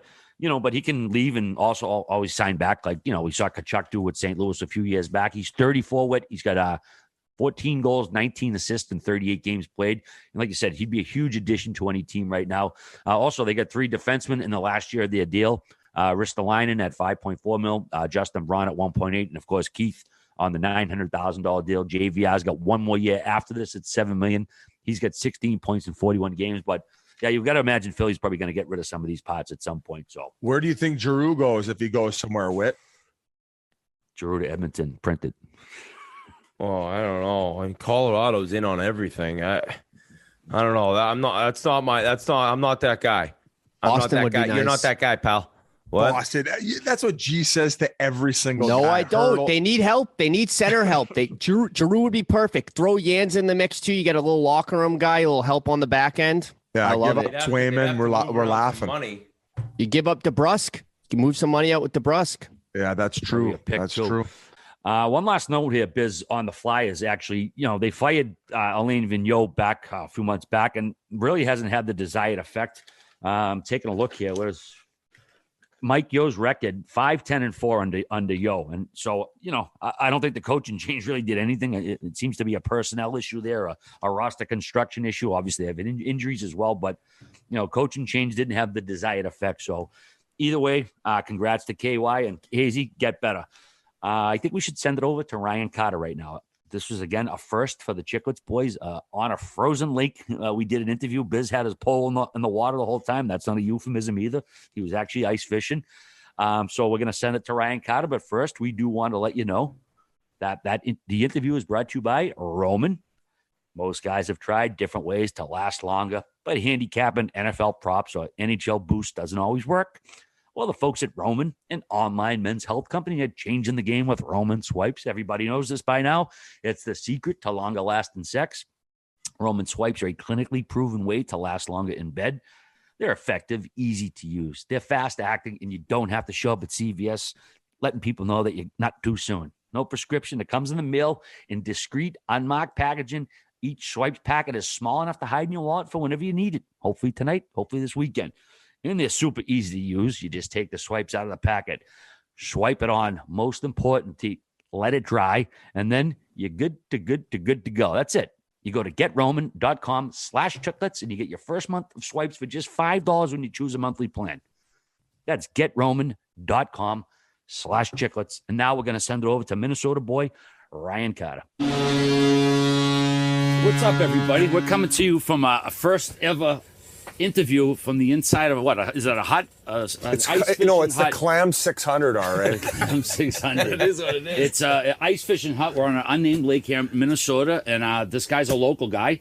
He was an undrafted free agent out of Minnesota Mankato, including playoffs. He played over 500 NHL games for 5 teams, and he won a Stanley Cup with the 07 Ducks. These days, you can catch him breaking down the games. What network are you on? The channel? Valley Sports North. Valley Sports North. Thanks so much for joining us on the Spittin Chicles podcast, Ryan Carter. Hey, yeah, thanks for having me, and thanks for weathering the storm here. This is great. Like this is the north. This is the north. This is the north, and this is luxury. This is the north and luxury. Yeah, he told us right away. He's like, this is like bougie ice fishing. You have a heater next to you, and you wore like designer boots to the pond. So he wore his Louis Vuitton scarf here, folks. But it's great catching up. Former teammate of mine in Anaheim, and nowadays, besides doing the Minnesota. Broadcasts and all that. You also, I see a podcast. It's a Wild podcast you're into, right? It is a Wild podcast, yeah. Stanley on 7th. The Minnesota Wild, and not necessarily the Wild, but Minnesota people in general, they're like afraid to get invested in the sports. I know you're a Boston guy, so it's we easy. Just win, and they just win. But it's like the mentality here is like everybody just waits for the team to just catastrophically fail. They don't threaten their lives online until they win? Right, and then it's like they just like success, but they're just waiting for an epic failure, and then when that happens, they're like, oh, see, I knew it. That's why I don't care. Happen. Yeah, I never liked this team anyways. So I'm trying to change that tune a little bit, but the Wild and Billy Gann, they've done a good job with that in themselves. That's great, and I actually asked the guy at the restaurant the other day about what's up with the Vikings. He goes, no, I won't talk about them. I don't even think about them. We don't talk about them. So I know about the heartbreak in Minnesota is real. How'd you get into media? Like, was it something you knew you wanted to do? Like, we had Joe Vitale on. He was a former player, and it kind of ended up falling in his lap. What was your story and how you got involved? Same. I don't think I had the skill set to be in hockey apps or anything else, but I mean, when you're 30-something years old, right, and it's like real world kind of hits you right in the face, and you're like, I remember people being like, what do you like to do? What are your skills? It's like, I can put a puck in the corner and get in the back, you know? Like, I can get my arm stuck in You mean score? You're like, no, I'll chip it in the corner. I can get my arm stuck in a camera hole. Yeah. Nobody can go back to the bench after the first line comes on the ice faster, you know? No, for real, like, what are your skills? What are you good at? It's like, well, what do you want to do? It's like, I'd like to be 10 years younger and play again, right? But somebody asked if I want to try the TV stuff. I originally said no out of fear. Really? Yeah. And it was, I said, I'll try a little bit. I'll dip the toe, but I don't want to go all in. And it started the pre and post at the desk and stuff, and then a little opportunity to do in the booth, the game stuff. And I've really had a lot of fun. It has been good. And it's nerve wracking at first. It is. You know, but it's been Yeah, good. so before every broadcast, or even before you record a podcast or jump on the radio, do you tend to get a little bit nervous? Yeah. Regardless of what you're doing? Yeah, there's no question. I always have a moment, too, where like my neck goes right before we go on camera. Do they catch it and like clip it and send it to you? Like the producer's like, no, they don't know, but now they're gonna know. But it's like, Quick meltdown. yeah, it is. It's quick. Like I can feel it's like, You're like, okay, if you guys do the pain I was going through inside right now, you wouldn't even let me do this. don't talk to me. Don't talk to me.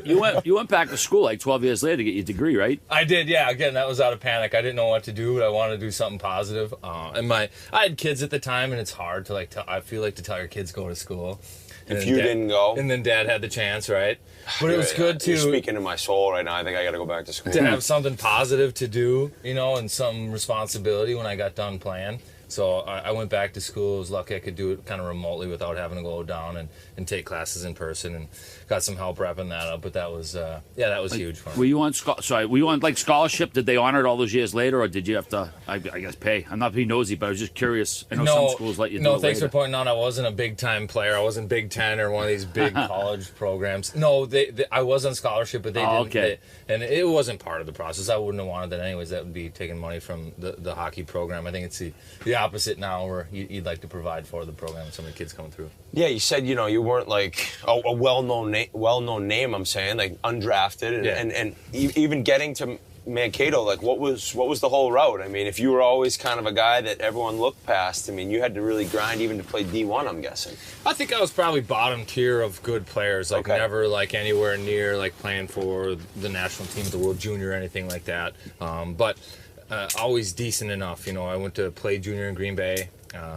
Decent after high school, sorry? Yeah, after high school. So older too. Yeah. Older. So I was probably 17, 18 my first year in junior, and then played 2 years there. So 19, 20 going into college.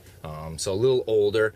But yeah, that's kind of how it went, and just decent enough to be and mature enough to figure it out on the fly, Yeah. So lucky in that regard. Well, I mean, a good skater, and then at some point you're like, I just got to bang bodies every night in order to survive. Right. Well, so I think I got really lucky with my path too. So I went to Green Bay and I had Marco Siki, and it was great. I still remember he showed us his highlight package one day. He wanted to teach us how to play, and he showed us, and it was all cross checks behind the net, just putting guys on. He's like, "This is how you have to play." Oh yeah. Yeah. So, and he wanted us to play tough, and we played hard, and that's where I learned that sometimes you have to fight, like a Minnesota kid.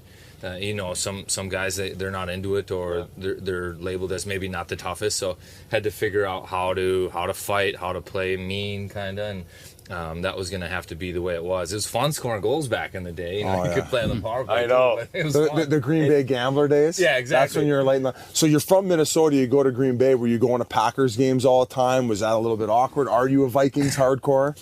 Yeah, so I do like the Vikings, but this is going to get me in trouble. I'm probably more of a Packers fan now. I work for the Packers. What? Yeah. So when you play junior USA, you got to get like you an got to get internship? a job. So you got to get a job, and I was lazy. It's like, so you telling me I can count this as a job and work 1 day a week for 3 hours at the Packers game, and that's my job? I can do nothing the rest of the time? Perfect. So Yeah, that's what I- exactly Basically what I did. getting free season tickets. And it was just bench seating, so I was like an usher. So I'd just be like, "That's your bench," and then Hey, go sit down. Just right go there. to just go to the letter. Who cares about the squeeze a number? cheek. Yeah. You're grabbing his popcorn as he goes by. Oh, they were just drunk, and it was. That must have been awesome. So did you get to meet like Brett Favre when he was there? No, we were nowhere near that level. Oh, but- okay. He sent him a dick pic. Oh, you're a peasant. You're a peasant, just like. Oh yeah, I was so the Packers. We were at the Resch Stadium, and it was across the street from Lambeau Field. and the Packers would practice and they'd ride bikes. So I'd be one of those nerds that would like be like there with your bike and be like, "Hey, take my bike," you know. And if one of the linemen took your bike, it was just under stress, and you're like, "Dude, it's handling it all right," you know. That's great. So when you were getting recruited by Mankato, were there other schools? How did you choose to go there? So yeah, Mankato. I almost didn't get an offer there. I got myself in trouble. I missed my recruiting flight because I had gone out to a party in River Falls. So I was only like 45 minutes away from where I was supposed to fly to. I thought it was a different day. They're like, "Who is this?" That's you saying, "Hey, do you really want me? I fucked up this bad. You still want me?" Because I got a call. It was like 9 o'clock at night, and I was 3 hours away from where I was supposed to fly out of. And I'd been drinking, and I'd rode with a buddy, so I didn't have any wheels, no way to get back. And he's like, "You ready for your to be picked up tomorrow?" I was like, "No, it's not tomorrow. You guys are funny." And he's like, "No, you're getting picked up tomorrow." I was like, "Yeah, no, I'm just kidding. See you then." Hang up the phone, panic. And end up driving to Minneapolis airport the next morning. I didn't adjust for the layover, so I was an hour and a half early. But I went there to look at the baggage claim to set my bag on the carousel because I wanted to make it look like I was on the flight. Oh yeah, so that Come on, you went to you put your own fucking bag on the carousel. Yeah, because I wanted to make it look like I was on the flight. So then I hid behind like a corner, and I was like looking at my watch. It was an hour and a half early, so I went and took a nap. Came back, I did it again like an hour later. And sure enough, the coach came up. He's like, "Hey, Cards, hey, whatever, let me just go grab my bag." Grab my bag off of the carousel, jump in the car, we go down. I come clean to one of the seniors, and they're like, "Oh my gosh, that's the greatest." I didn't think the coaches knew, but I got offered the scholarship. And they're like, "We want to know in like 7 days." I was like, "Well, before anybody finds out about what I did, I better say yes to this." So, yeah, before they can pull it. Yeah, so I was like, "Yeah, I'll take it." I ain't looking anywhere else. So you got a deal. We go back to the airport after, and they're like, because the seniors were like, "Hey, you know, if you don't take the first leg of a round trip flight, they'll cancel that second leg." Exactly. You might not have a flight home. So I was panicking. I was shitting my pants. I'm up at the till or at the desk, and they're like, "We don't see a Ryan Carter on this flight." I was like, no. Why is this happening? Here it goes. But eventually, yeah, so I almost had to come clean to the coach. I turned around, I was like, "Kurt, you were on the flight out here, weren't you?" I was like, "You know what?" And then she goes, "Oh, here you are. It's an hour later. You're on the wrong reservation." I was like, "No way!" Right as you were about to tell him. Yes. So that's when you knew you had That's to go how I there. knew. Who was the coach? That's the spot. This is it. It was Troy Jutting, but Darren Blue was the guy who was. Okay. Yeah. So you spent 3 full years in Green Bay though, developing? Two in Green Bay, two in college, 2 in Mankato. And you had some pretty. I was looking at the hockey DB. Like you ended up playing with Adam Burrish, who ended up making up to the NHL. Nate Gennon, who spent some time. Yep. I think there was a few other names. Yeah, Matt Green. Matt Green as well. So obviously the development there at that time was probably pretty good. Yeah, it was. And like I said, that was Marco Siki. A lot of those guys were like tough, hard-nosed guys. Like you didn't go. Greeny. Yeah, Was Greeny, Jens the on way that Greeny team? played. Yeah. Yeah, right? Yeah. I played with Matt Green the year before, and then he had, he's taken one more year before North Dakota. Right. And I feel like that year actually, probably he would say, like, made him into who the player really was. He became a mean prick. He always was, but... Yeah, and Oz was good with that stuff. You know, you think of Greener, too. He probably was one of the last guys to use a wood stick, but just a big hole, right? It was the bubble hockey stick. The blade was this long. And it's just as thick as could be, just a board. You go up to North Dakota, and you're getting cross-checked all over. So it was good for the development of those guys. We're back. One of the technical difficulties we have filming in an igloo is sometimes the camera gets foggy, so we had to reboot this one. I was just going to ask about, so you obviously go off to Mankato and end up getting that scholarship, but were you talking to the other guys about where they were going with the Green Bay Gamblers? Did that have any impact on maybe where you were going to head for college? Yeah, that's kind of weird, right? Like a lot of times that's the case where it's your teammates are your competition. There's only so many deals out there, right? Yep. So you're playing with these guys and you're hearing who they're talking to and what it looks like, maybe if they're getting offers from people, and you know that every time one of those goes off, that's a chance that you're not going to get now, right? So, but at the same time, you're super pumped when everybody's getting a deal. I always wanted to play, being from Minnesota, I wanted to play in the old WCHA. Yeah. It was Minnesota, North Dakota, Duluth, that Colorado College. Yeah, Denver. Like, that's where I really wanted to be. There were schools out east that were interested too, but it was like my heart was always in the WCHA. So after 2 years of college, what do the Ducks come calling? Yeah, I mean, you hadn't even been drafted. When did they make the initial offer to you? Right. So my whole story is I didn't know anything about hockey. My parents have never played. Nobody's ever skated. Nothing. I literally had a rink in the backyard from the neighbor, and that's where I learned to play. So I never had an agent. I never had anything. And David McNabb calls me, and he's like, "Hey, we really like you. You have an agent we have to talk to?" No, I don't have an agent. You put your roommate on the phone? Sophomore year in college, I'd never talked to any advisor about anything. I think it's probably a good thing. I had. So Dan Plant, I ran into him at a golf tournament probably like 3-4 years ago. He's like, "Hey, you idiot, you remember? I called you and was like, hey, do you want representation?" And I apparently laughed at him. I was like, "I don't need an agent. I'm just trying to play college hockey." No way. I had no idea. Yeah, I had no idea. All I want to do is play college hockey. But weren't you kind of seeing like a little like, wow, like I just played with that guy. He's playing pro. I'm as good as him. But at the same time, really naive. It was like I wasn't drafted. It was like, oh, that's okay. I was going to say that's a blessing in disguise. Cause I feel like, especially nowadays, and even when I was coming up, you get a little wrapped up in what your competition's doing, what they have, maybe like where they're getting drafted, and like to be naive to that and just put all your time and energy just on hockey and playing and having a good time probably ended up benefiting you in the end. Yeah, I really think it did. I wasn't, like you said, distracted by anything. I didn't know any better. All I wanted to do is play college hockey, be good at it, right? And I didn't know, so I get the call. They're like, "Do you have an agent?" I was like, "No." They're like, "Do you want us to provide you an agent?" And I was like, "That seems like a terrible idea." we signed you for $75,000 3 years. Hey, one of the ushers. Yeah, that sounds like a terrible idea. Don King. So that's how it went, and then eventually I just ended up signing a deal. I didn't want to sign pro. I actually wanted to turn the deal down. I did turn the deal down for like a week. So July 1. After my sophomore year, I said, no, I don't want to sign. I want to play another year. And then I was playing with David Backus and Kyle Pito, some other good players, key parts of the power play, and undrafted free agent. I didn't know if I could duplicate that year again, right? And now they lost David Backus on July 1 and Kyle Pito on like July 2, and a couple other guys had left. And it's like, okay, well, now all of a sudden I'm an undrafted free agent. I got a chance at playing pro hockey. They called the last day of that summer development camp. And they're like, one more chance. You want to take it? I said, sure, I'll take it. Wow. So after those guys left, that's smart and being like, man, I could be kind of like half the player next year stat-wise. Right. And then this is a lot of dough. Right. Wow. And opportunity. So then that's when I left. I was installing office furniture in southern Minnesota, and I had to tell the boys we're in like a big truck. Go throw, boys! I was riding bitch because I was low man on the totem pole. I was like, hey fellas, this is super weird, but can you take me to the airport? I got to fly to Anaheim like right now. They're like, what? Hey, not to rub it in. Hey, can everyone put down their Allen keys? Not to rub it in, but I've just signed a pro contract, guys. So have fun assembling furniture. And by the way, can I get a ride to the airport? Yeah, screw this furniture shit. See you, boys. Take me to the airport. You guys will be watching me on TV, fellas. Good luck. So from what I hear, I didn't play college, shocker.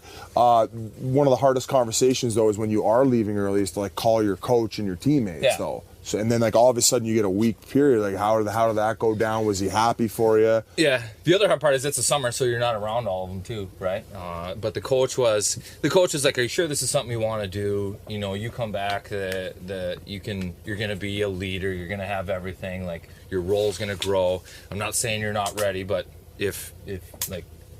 Just so you know, all the stuff is on the table for you if you come back. And I said, I know I thought about it, man, but it's time to go. And then they just say, good luck. I think it's good for everybody if guys move on. And they have a guy leaving their school that's playing pro hockey, so it's a good look for them as well. That's what I mean. Everybody wins. Like it stinks for them in the program, but at the same time, I think it helps them recruit and the whole 9 yards. So it was tough, but at the end, I think it was a good call. So take me to camp that next year, first pro camp. For a guy who's naive to the game and everything that kind of goes along with pro hockey, you must have been like, what the fuck is going on? I shit my pants. I shit my pants. So again, like I don't know anything about hockey. We didn't have formal forechecks. I walk in there and they're like, Randy wanted like to control everything, right? So Randy it was like, Carlisle. It was like we're running a 1-2-2, a 2-1-2, and all these other things, and I was like, I don't know what the fuck this is. So we go out there and I'm butchering every single drill because I just don't know what's going on, right? And you're already American, so he can't stand you. Right, exactly. Yeah, a U.S. college guy, his favorite, that's for sure. Yeah. So no, I think it was actually Shane O'Brien too. Just popped me right early in because remember training camps were it was tough back in the day too. Like, there would be fights, like the two toughest guys. Fights. You knew the two toughest guys were fighting. Yeah. Like I fought Carcillo one training camp at like 8:30 in the morning. They said, I'll never forget it. Hey, the guys, no fights at training camp. First scrimmage game, me and Carcillo. We were like good buddies off the ice too. We ended up living together in Wilkes-Barre.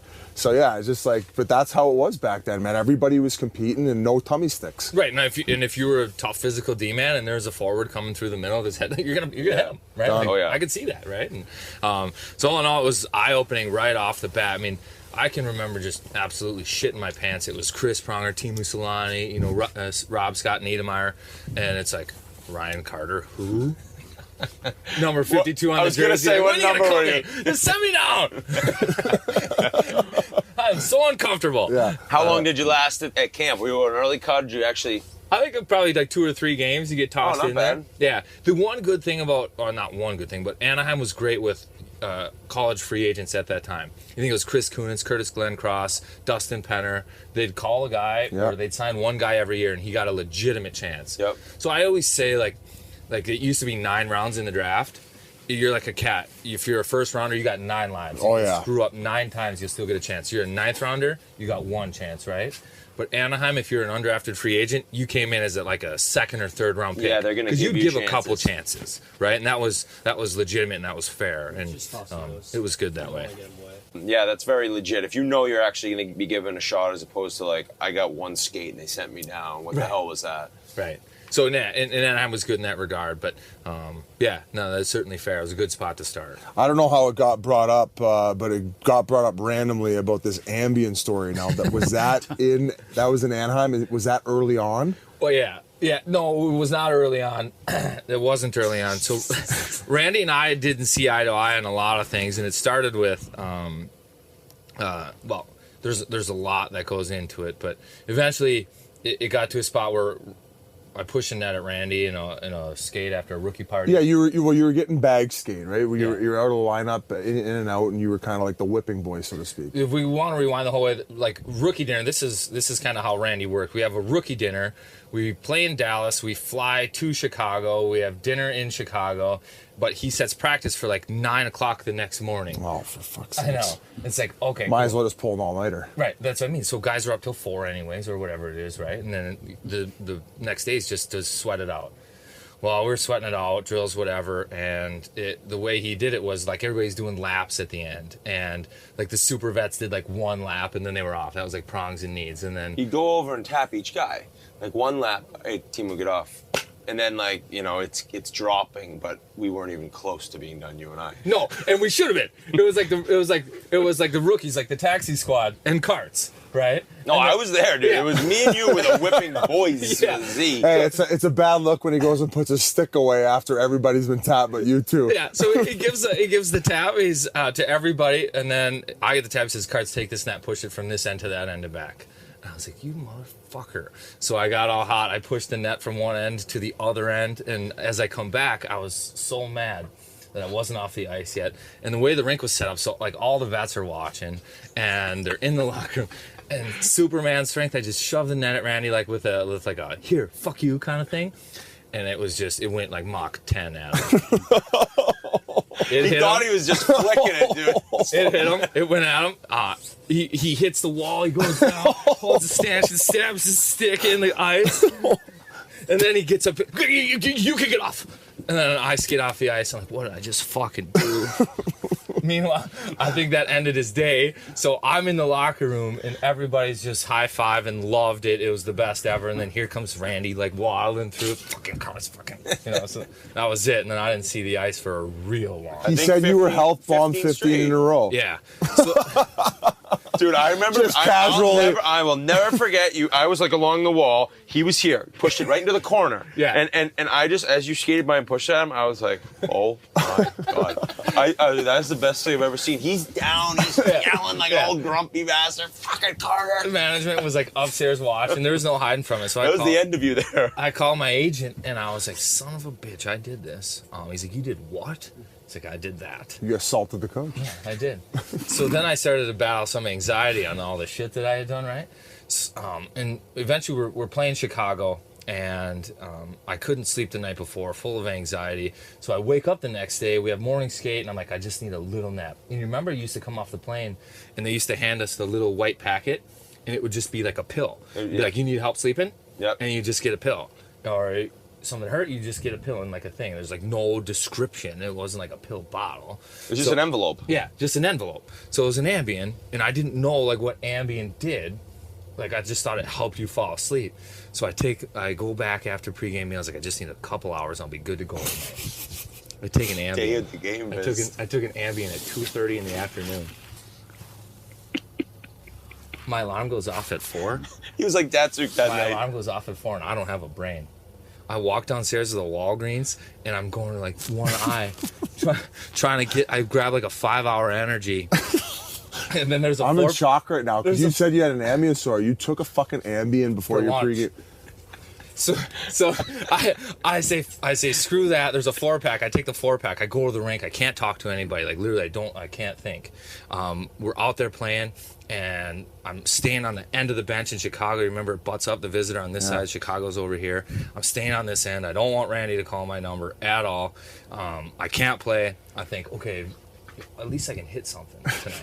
So I got Seabrook lined up behind the net. Oh, he's hard to hit. Fuck, he'll get you reverse hit every time. Especially when you took an Ambien for lunch. He gets you every time. I go with everything I got right at Seabrook on the forecheck. Boom. Miss him by 3 feet. I hit nothing but glass. I couldn't see him. I go back to the bench. I sit on the end, and all the guys are looking at me like, what the fuck was that? And I was like, I can't talk. And then I think it was Patrick Sharp was on the other bench. He leans over. He goes, hey, why is your face so red? I was like, I took an Ambien for lunch. You said that to him. He goes to his bench. He goes, hey guys, he took a fucking Ambien for lunch. Next time he's out there, have him in. All their heads go like this, like, what? And then for the rest of the game, like, they were sweet dudes. Like, they were taking care of me after that. Yeah, they were. That's awesome. Yeah, they're like, dude, you doing all right? All right, here's what I'm going to do, you know? Oh, my God. Telling you the whole shift before the puck drops. That is fucking nuts. So I took an Ambien for lunch. I didn't know it was like a full 8-hour thing. I thought it would just help me fall asleep, but it was tough. Waking up from an Ambien after 2 hours of sleep, you're on another planet. I could spend another 40 minutes asking you about this whole experience. I just kept chugging 5-hour energies, thinking it would balance me out. Just, it was not the case. No. How many minutes do you think you played that game? Oh, it doesn't matter. I bet you maybe 6, but it felt like 300. Hey, it would have been sick if you ended up like scoring a hattie and kind of being like the old Pittsburgh. Was it Pittsburgh? Who's the baseball team? The Pirates? The Pirates. Didn't the guy do acid and then show up and pitch a Doc perfect Ellis, game? yeah. Some guy put perfect game on acid. That would have been cool if he would have scored a hattie on that would have been cool. Bam. The story would be a lot better. Instead, I missed Seabrook by a mile, and that's the highlight. Seabrook's like, what the hell is this guy doing? I love playing against this guy. So you've had a lot of silly moments in your career. One of them I read was you got your arm stuck in a camera hole during a game. Yeah, that one sucked. Where was that, in Anaheim as well? In Anaheim. So believe it or not, I think at one point I was actually a prospect, and so you get a chance to play with decent I never got guys. that. So I was playing with Team Mussolani, and things were going well. I was scoring, not a lot, but starting to score, getting a chance. I was playing the wing, and the puck was coming up the wall kind of slow. Defensive zone? Yeah, and it was in Anaheim. So, and the D-man had pinched, so I kind of had him a little bit. But I was waiting. He was going to eventually catch me. I picked the puck off the wall, and I go to throw it to the middle. And he's coming back hard, and he just hits me, like rubs me out. But my arm goes like this, and then the camera hole's right here. And it just keeps going through. And then my body and the leverage keeps me going. I roll past it. My arm's stuck in the camera hole. So then it could just go snap, my arm. But my glove stayed on and everything. I just go right back to the bench, and my glove was on. I go into the room, and I was like, you guys ready? And they're like, are you ready? And I was like, yes. So then I just pull my glove off, and my wrist and thumb are all busted and twisted. No. And you guys got They look all mangled? Yeah, I was like, you guys got a granola bar or something? Oh, fuck. I needed bad. something. That's really bad luck, though. I needed a power bar bad. They need an Ambien. I was like, green, dude. Yeah, I was like, give me a power bar. I didn't know you were injured from it. That's crazy. How much time? Oh, fuck, that's terrible. While getting a chance with Timu, too. I know. Of course. Yeah, I know. But yeah, so the camera holes. I went back. I had surgery. I went back the next day. Every camera hole in the arena was changed out. Gone. That's what. Yeah, I've noticed sometimes they like clog them up now. But yeah, it kind of ends up being, especially how big they are in some rinks. Yeah. They can be very dangerous. Yeah. Getting something caught on the way. Didn't someone get a finger caught in one recently? Yeah. But yeah, it's sorry to hear that, man. So Yeah. Buzz Killington biz over here. No, I mean, that's a crazy part of your career. I mean, I feel like you must know yourself more as like a devil, and like things in Anaheim didn't go great for you, right? Randy couldn't stand you, right? When you finally got out of there, I'm guessing it was a relief, right? Yeah, no, there's no question. And I didn't know, like, you don't, if that was the only organization I played with, I think that you think that's the NHL everywhere, right? And no, Anaheim wasn't fun. It was tough, right? But we won, and it was good teams. And then eventually you get a new chance, and you're with a new club, and they do things different, and it's like, wow, dude, hockey's kind of funny. Yeah, it's different, I know. Not even to leave Anaheim too quick, because do you have any funny memories of Prongs? Remember how he'd be like, Clarky! Oh. Like, play. But yeah, my favorite He must memories. have given it to you once in a while. Oh, all the time. Well, Prongs was, yeah. And remember back in the day, too, like, they would set the rookies up. Like, you couldn't go on the elevator. The buffet line, you didn't eat until you were the last guy off. But probably the most memorable thing is Prongs would come into the arena every day with the Wall Street Journal, and then he'd lay on the massage table with his face through the hole and put the Wall Street Journal on the ground. But then he'd always have to have NCIS on the TV too. So he wasn't even watching it. No, he never watched a thing. But he couldn't have anything else that you wanted to watch on. And then you'd ask him about reading the Wall Street Journal. He'd snap at you because I don't think he actually read it. I thought he did crosswords. I thought he crushed crosswords too. Yeah, whatever he was doing with the paper. Yeah. But massage table face He'd down. get like two of them and hand it off to George to finish it. Yeah, because you were playing with George for a little bit too, right? Yeah. Was Peros? Yeah. Oh, yeah. So he was probably he was doing George this could finish a crossword in like 7 That's minutes. what I heard. That's what I heard. He was in the locker room. George's The hardest genius. one in the what's the Sunday paper? The hardest. Yeah, Sunday as the Times. week goes on, it gets harder, I believe. Yeah, the Sunday New York Times one's a big one. Oh, really? Yeah, that's a big one. You But- crushed those ones, all right? No, not me. I don't read the Times. But sticking with Anaheim, we got to talk about the Cup run. You go from you play in Portland all year, and then you get called up. Your first NHL game was a playoff game, correct? Yeah. I mean, you got thrown right into the mix. Yeah. Again. That's shit a my Randy pants. move, though. Shit my pants. So, yeah, I played all year in Portland. I didn't think I was ever going to get a chance to play. Prongs ends up getting suspended. Shocker. Something happened. They're playing Detroit, and they just wanted a bigger bodies, a bigger lineup. So they call me, and I screened the call because I didn't recognize the number. It was the coaches. Where were you? I was in my hotel room, Okay. but we're in Anaheim, Black Aces. Yep.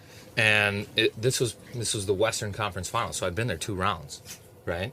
sitting I'm there not practicing. playing. Right, like Getting boozed up every night after yeah, per diem but packs. trying to hide it, Yeah. you know. Yeah, crushing afternoon bam bams. So I get a call, and it says you better not be on the beach and come in with the tan tomorrow because you're playing. So I call back like 30 seconds later. Like, yeah, no, absolutely. I'm actually working out at the gym at the hotel right here. No. Just finished my meditation session. Exactly. So I was doing visualization on my breakouts. Yeah, I go in, and I do end up playing the game. And I remember sitting on the bench, and Teemu Selanne was right next to me. And at that point, that was the furthest he had ever been in the playoffs, right? Like Hall of Fame dude. My first NHL game is in a playoff game, the furthest Teemu has ever been in the playoffs. I was like, do not screw this up. Yeah. Teemu. And he's just like, relax, kid. Right? Oh, really? Yeah. First shift, go out, -1. No. I was like, man, the NHL is legit. This is fun. That was a good ride. See Yeah. you later. I'm not getting another shift. Yeah. Yeah, I will remember. He started waving to the crowd. It's good. No, hey, It was exit off the Zamboni door entrance. It was like Bertuzzi and Chelios too that backdoored me. So I was the centerman, and they just like tic-tac-toe backdoor -1. Boom, sweet. Skate easy. Okay, so given the hostility between you and Randy throughout your tenure there, after that incident with the net, did it ever like come to you to like maybe go to him and say, Randy, like, stupid mistake, or did you ever have that conversation with him? No, I didn't. So there are a lot of other Randy stories. So one time I go into the office, and it's like Sheldon Brookbank, myself, I think maybe like Brett Festerling, and somebody else. Great guys. All great those guys. names. All great Both guys. those names are And he just good shows people. us 2 clips, and it's of Getzlaf just getting hit, just like a hit. And he goes, this is the Kings. I think it was, I don't remember who hit him. But he goes, just so you guys know, that happened last game. And we all kind of look at each other like, that happens every game. Getsy's a big boy, too. So we go out of Slice the it. office. We're like, okay, whatever. And then Randy wants me to play more like a rat. We go to LA, and I hit Dustin Brown hard twice. I take a board and like a rough. Second penalty was late in the game. I think we're down 2. I come out of the box, and Randy, who loved to bench me, stay out. Oh, okay. And then we go for an offensive zone faceoff, which, again, I never got, right? And he puts Dan Sexton and Bobby Ryan with me.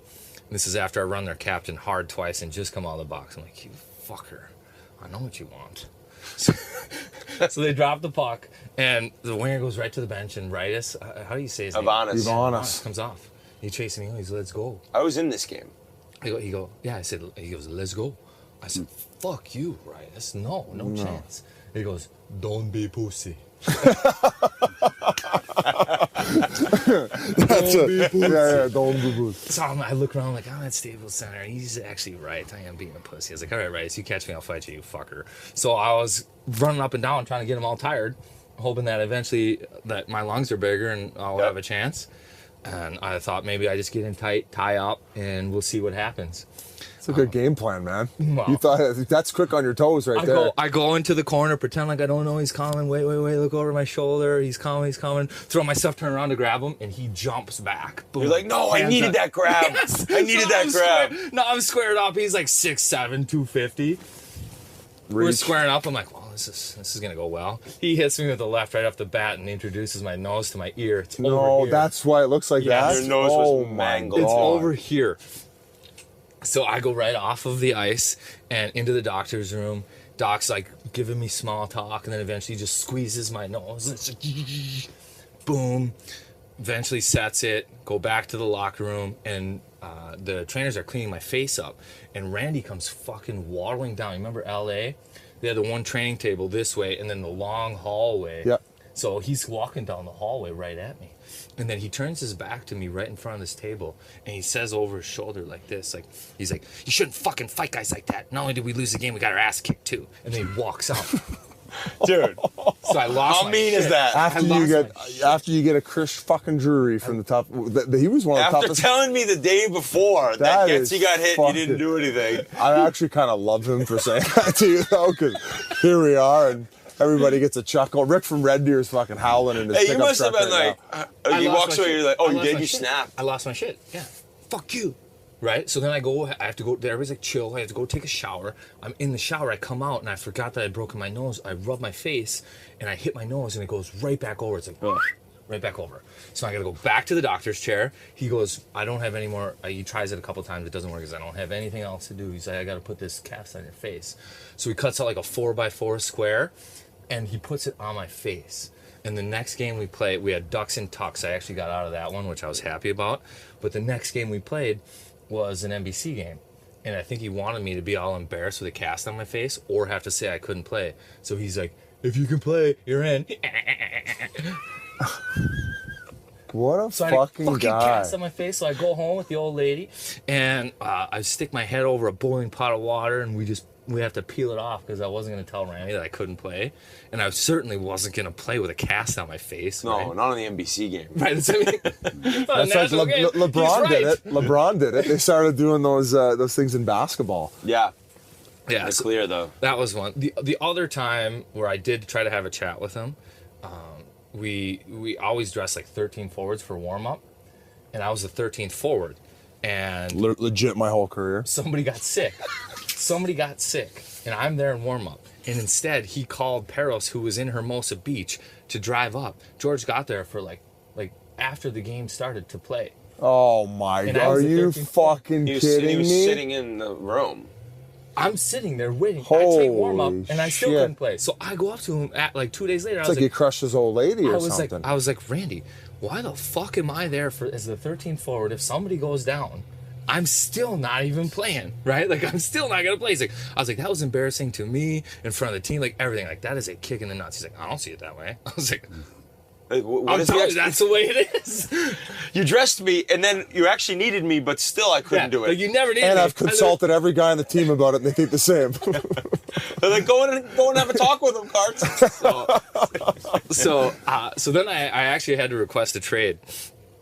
And I was like, I go upstairs. It was hard for me to do this too. I go upstairs and I was like to Bob Murray's office. Oh, another easy guy to talk to. Oh, yeah. I was like, hey, this is things aren't really going that well. I'd like to maybe look at other options. Like, no shit, you think I haven't been trying to trade you? Oh, Jesus Christ. I've been trying to trade you for a year. It's like a tag team. Take you. Oh, my God. This is awesome. The tag team. This is awesome. No shit, I've been trying. This You is stink. unbelievable. Yeah. So then I'm like ready to end it all. I tell you, let's just go to San Diego. Let's go to the zoo. Let's try to enjoy life a little bit. I'm at the zoo and I get a call. Hey, you're being put on waivers. You've been traded. And then boom, I was out, Carolina. Oh, so were you on waivers or traded? I think we need a few. Both. So do we need a few minutes to digest all that? They put me through waivers. That's then kind of a panic, right? Yes. And then I got traded. So they needed contracts. I think contracts had to switch. Yeah. So Carolina needed a warm body, but they needed to get rid of contracts. So after I clear waivers, trade. Oh my God! Wow. Nonetheless, interesting. But you said you got to move over to after that. It was New Jersey.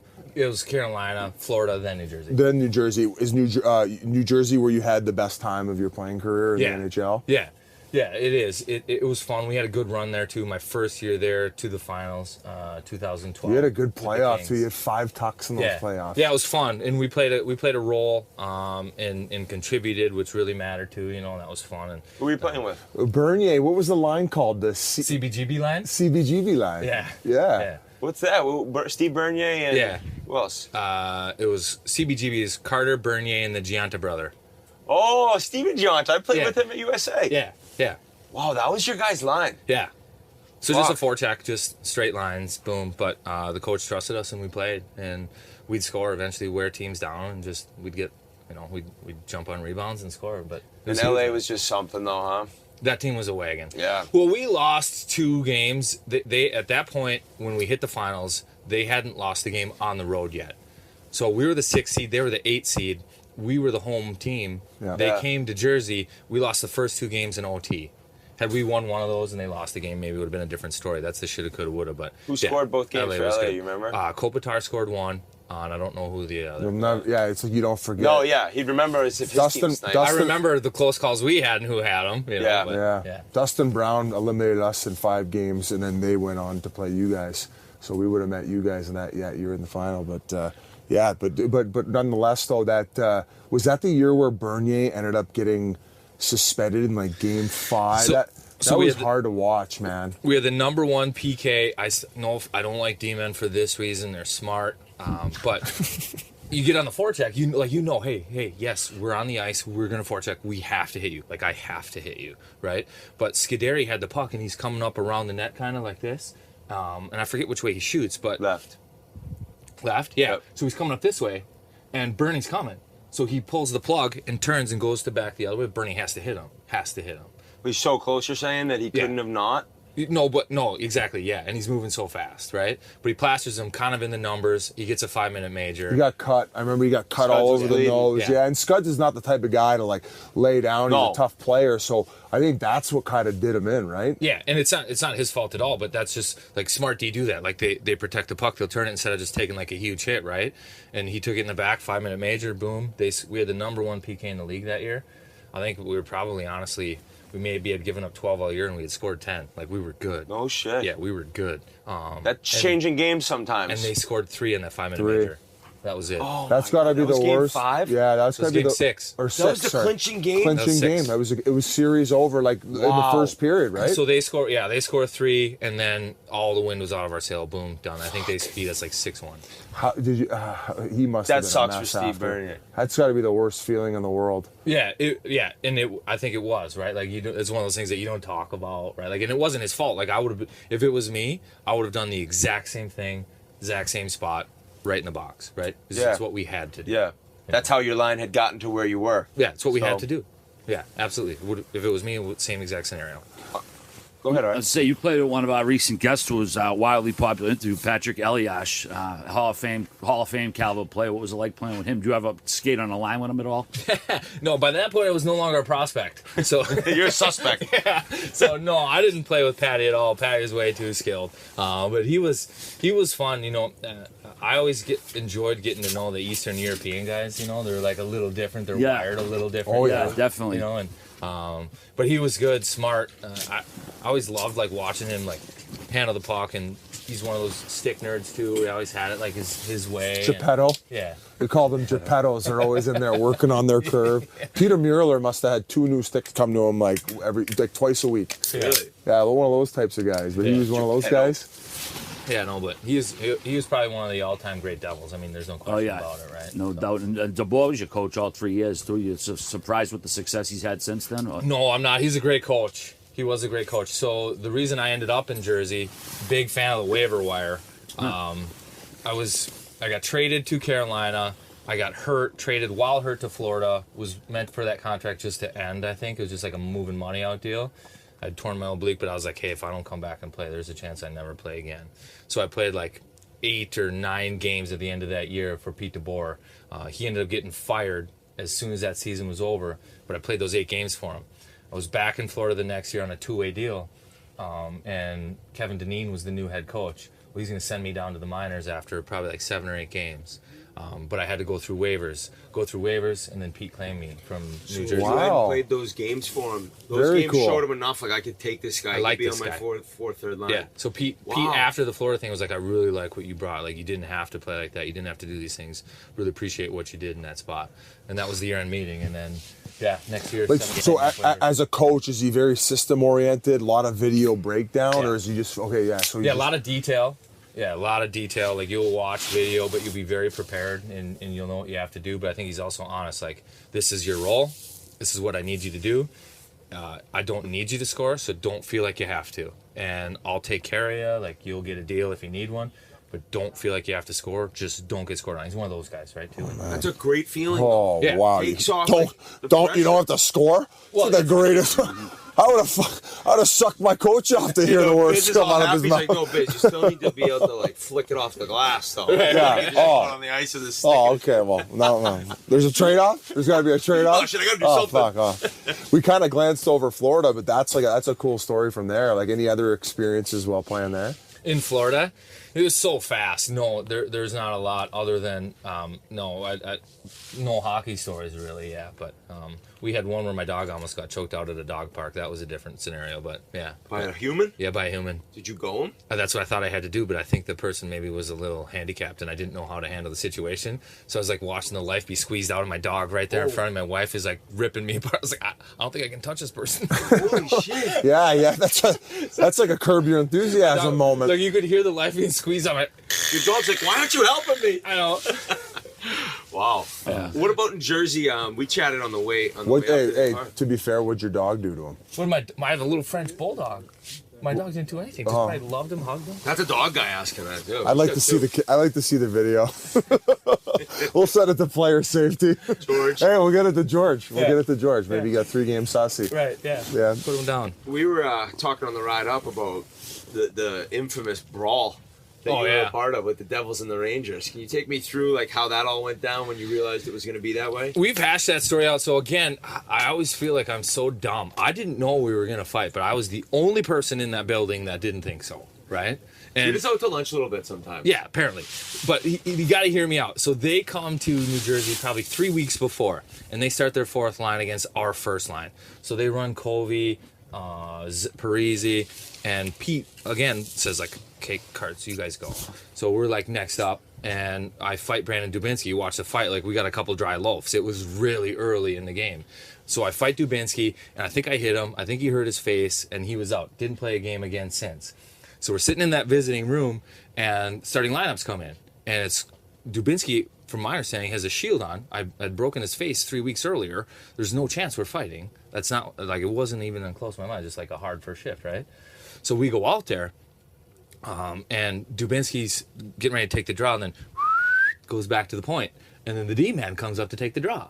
So then I was like... It was Stu Bickle. Yeah, that's when I was like, okay, we're fighting. And Stu's like, we're going. I was like, I fucking get it, Stu. I know. But I'm screaming at Dubinsky. I was like, what the fuck are you doing out here? Yeah, Stu's tapped, too. Yeah. I played against him in San Diego. He's tough tough prick, fucking right? prick. Yeah, he's big, too.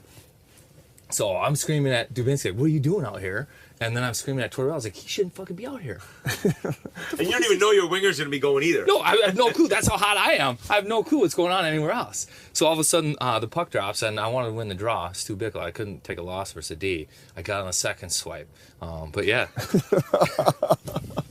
Just battling. Second swipe. I know. You both missed it once. It's just like hopping. I think they gave him credit for the face-off win, too, which I'm actually pretty rattled about. Yeah, We'll second call the swipe. league. We'll go. We'll slow-mo it. I call won Gary. it. But yeah, so then we fight, and again, the way it works is, there's a good fight. We go down, but the referees don't jump in ever. It's just the linesmen. Yeah. Right? So the linesmen were with the big boys, and then the ref is with me. So I hit Bickle, we go down, and then there's nobody to stop it. So we get back up again. We start going again, and that's when he tags me right between my eyes, just boom. Like, this was supposed to be over. Yeah, I thought we were done. So I'm bleeding everywhere. Then we go down again. This one, I think I'm down. And Bryce Salvador comes flying in because there's no linesman. And the ref is just sitting there with a notepad. Right? so Bryce comes in. Like, I'm not grabs catching a spare one. Bryce gets 2, 5, 10, whatever. He's out for that game, suspended. I'm in the box for 5. Yeah, bunch of stitches and stuff, but I needed more than 5 minutes. But it was a pretty cool moment. I mean, that was old school hockey. I remember exactly where I was watching that. You know Mike Hoffman? Yes. Yeah. Very Hoffer well. texted me after that. When I played with the American League, he's like, dude, you just bought yourself 2 more years in NHL. Yeah, got single play. Hey, yeah, And he we'll wasn't take Carter. wrong. He was in that brawl. He wasn't wrong. 2-year deal right after that. I think that's a very fair statement. As much as we think we're kidding, is like your name, you're the relevancy, your name's popping up. Other GMs say, "Oh, he's willing to mix it up." Stuff like that matters, man. Yes. Not only that, the market matters too. That was New York, Madison Square Garden Sunday. If that's Anaheim versus LA, it's on the highlights, but that's kind of like whatever. It's over, right? Yep. You got anything else, all right? I was gonna say, like a lot of guys we've talked to this week, you got to play for your hometown team. You finished up in Minnesota, right? That must have been quite a thrill for you. Or was it? Was it like nerve-wracking because everyone wants tickets and all that shit? No, I was, so playing at home I think would have been a distraction early on. I was old enough to where it really wasn't a big deal. A really big source of pride for me. My parents are from St. Paul. In Minnesota, the way it works is like the hockey team is St. Paul. The other sports are kind of Minneapolis sports. So the fact that my folks are from St. Paul, it's the hockey team in St. Paul. Their kid gets to play for them. Like, it was kind of sweet and fun. And at that time, I had children too, so super special to share that moment with your kids. You got pictures, you can show them, you know. So you played in an outdoor game with Minnie, right? Yeah, we had the game at TCF here. And then you had a goal and an assist, I believe. Yeah. Holy shit, that's a showing. There's got to be good pictures of that. That's got to be one of the most special moments of your career. Spit it out, Biz. Yeah. Fucking struggling here like you're in the fucking draw against Bickle.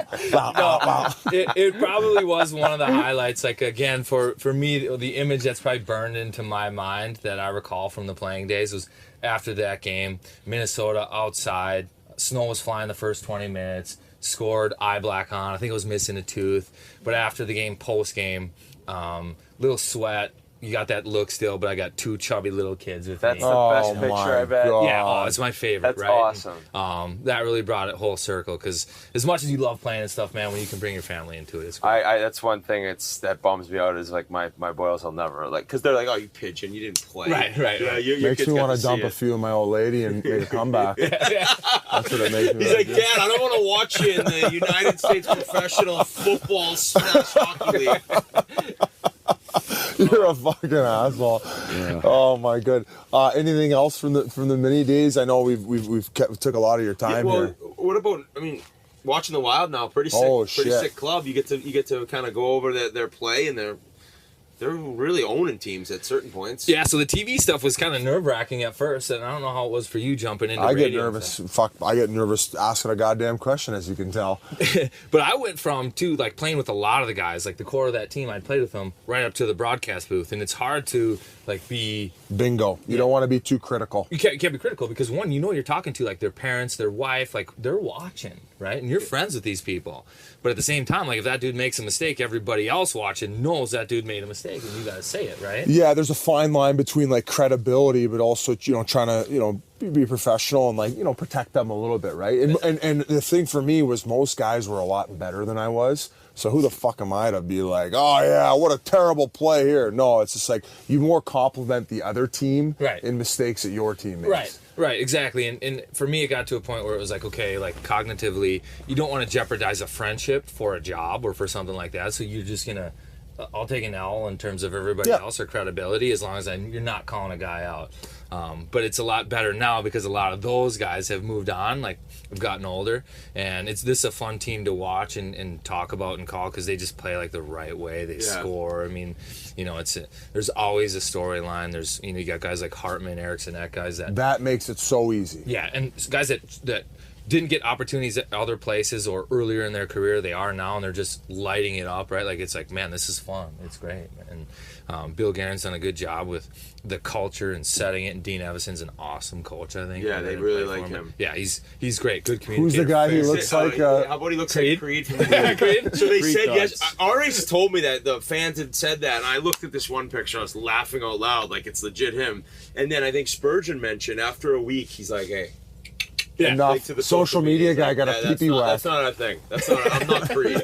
So it was, so just so you know. And then Biz saw him and he said, everyone thinks I'm always mad all the time. Like I think he's got that intense look, but the guys loved him. So he cuts you with his eyes. Like he looks intense, but he's a great dude and easy to talk to. I think the guys like playing for him. Well, dude, this has been phenomenal. Thanks for coming out here. It's been a real blast for us. Great interview, and man, you had a really good career for somebody. For somebody who you didn't really expect to ever play. Just under 500 games, buddy. That's incredible. So, congrats, buddy. Thanks, man. I appreciate it. Yeah, it's fun. For a guy who didn't have an age. Coming up here. For a guy who didn't have in the elements. Oh, this is great. It's like a video game. Like the technology, like you can see the fish and the hook and stuff. It's like a combination video game. It's like Duck Hunter. A little bit, yeah. This is just like wild. Ready Player One. Yeah, good stuff. Let's go. Not bad career for a guy who didn't have an agent until he turned pro. That's right. All right. No, I always say that 10 years. I played 10 years on 2 years of talent, so that's that's a lot better. I was able to grind 8 of them out. Hey, thanks, MSG TV. Yeah. Thank you so much to Carter. It's Ryan Carter. What a great guy. An awesome interview. You could tell some of those stories. This guy, he's made his way into media for a reason, I believe. He's a great storyteller. We enjoyed hanging out with him. Also, our ice fishing videos on YouTube now. You can check that out. Please go look. Paul Martin made a special appearance. We learned the tricks of the trade, I'll say. Some of us a little better than others. And I think in the end, it's going to be a video everyone's going to enjoy because of I don't know what to say now. Because of my silky mitts. Because a certain someone got a little too drunk and was throwing up. Oh, yeah. In the video. RA was buckled. If you want to see RA buckled, check out that video. Here we go. I was buckled the night before. I wasn't buckled that day. Okay, whatever you say, RA. By the way, I caught the first fish of the day, by the way. Okay. RA thinks his Brunelli, at least have my back on this. RA thinks his puke brought all the fish up to the surface, and that's what they were feeding off of. But no, I thought we were going to melt. I thought we were going to drown. I was going to melt all the ice around us with my 98-degree puke and fucking kill us. I do need to remind everyone that interview is brought to you by Sling TV. If you love watching live sports, but you're tired of all the high prices, it's time to take control of your TV experience. It's time you get Sling. Sling is a place where your favorite sports channels like ESPN, FS1, TNT, and more come together for less money. It's the cheapest way to watch college hoops and the NBA playoffs, the entire Formula One season, and much, much more.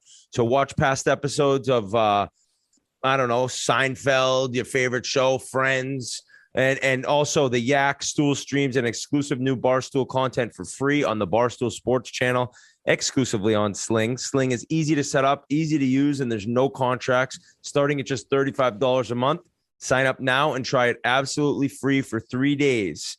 Go to sling.com/Barstool. That's sling.com/Barstool to sign up now and try it for free. And, how about Carter taking an Ambien before pregame meal? I was just thinking that. I was going to say I should try taking one before my pregame nap before TNT and then trying to do a broadcast. But I guess the best part of the whole story is how when the other team found out and Sharpie and the other guys were like, okay, we got to help our brother out here get through this hockey game. We got you, man. We got you. If anybody boards me, I'm going to piss all over myself. That's what it reminds me of. That's another one I was thinking of too, RA.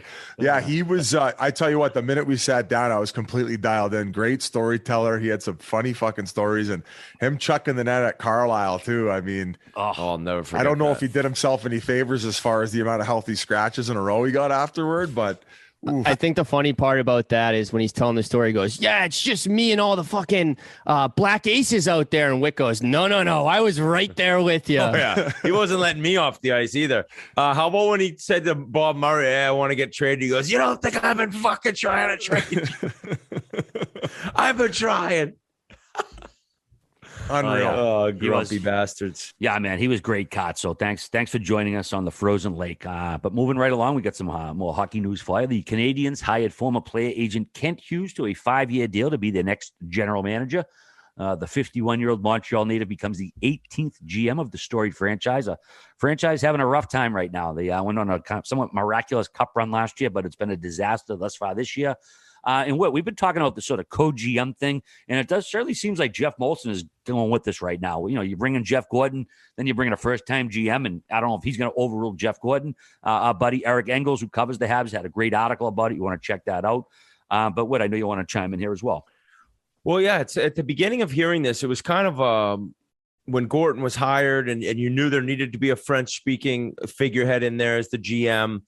I kind of thought, wow, I mean, is it a fake position in a sense of where Gorton's making all of the decisions? But from what they're saying, and obviously they wouldn't say anything different, it really seems like it's going to kind of be a partnership. And so what I think is interesting in the hire is that you have a guy who's been an agent for so long. So dealing with agents and doing players' contracts, there's a lot of familiarity for Hughes there. And that's something that can really help. Along with him being pretty into the analytics, maybe Gorton isn't that versed on that part of the game. I shouldn't say that he isn't. I don't know. But in Hughes saying they're going to bring analytics into the mix, it seems like it's going to work out. It should be able to work out. And I saw some Canadians fans' comments that stuck out to me was with Bergevin, they felt like he was just solely focused on that year, on that season. We got to get into the playoffs. We got to try to compete for a Stanley Cup.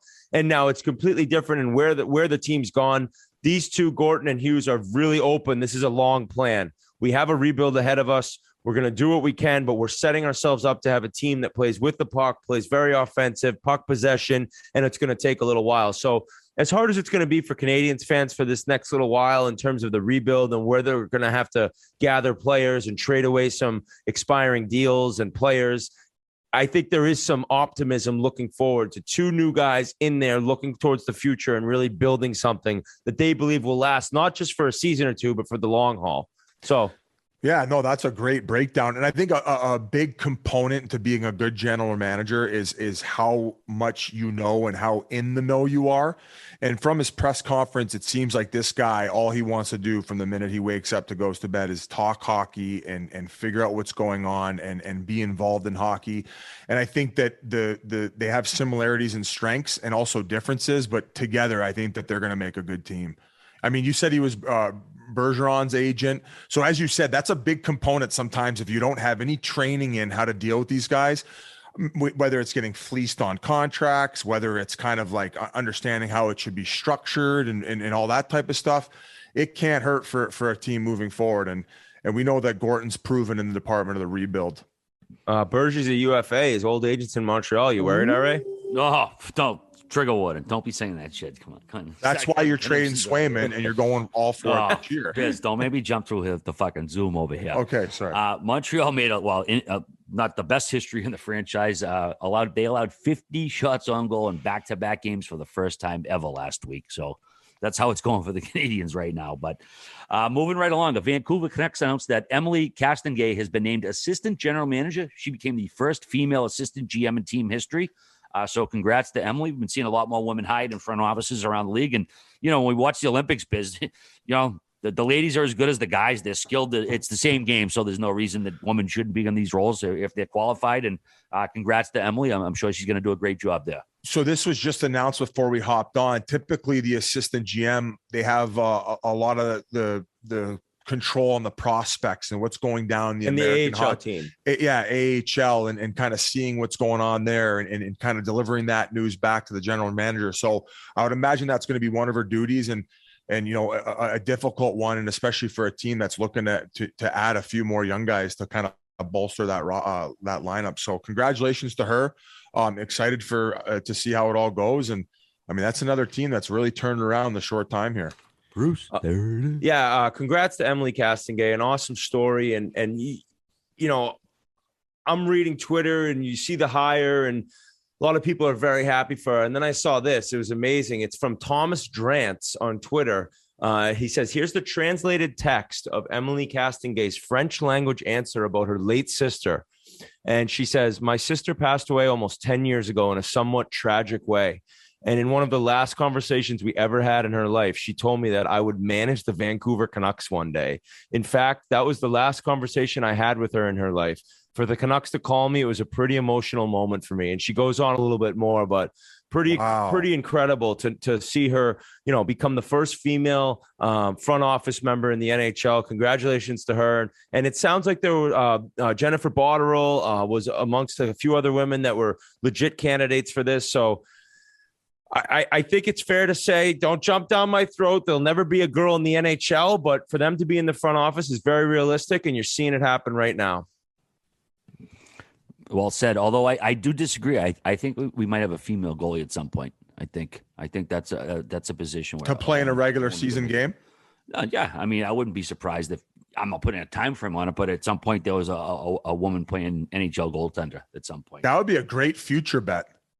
Yeah, like Austin. Like, I would take it too, RA. Yeah. I would take it. Yeah, I feel like Kevin from The Office, but I'd lay a fucking C note on that, no doubt about it. Oh yeah, all right. C note, not a G note. Are we shriveling you by saying that, Whit? Oh, I don't give a fuck. I disagree. It's just like maybe it would happen for, like, what's the word when you just want to like publicity? Like publicity, but I don't know. Yeah. Maybe, so we're not gonna. We're not. We don't. Maybe I'm shriveling myself. I said the wrong word too. I said publicity. Publicity. It's all right. And more congratulations. You do what you think is best.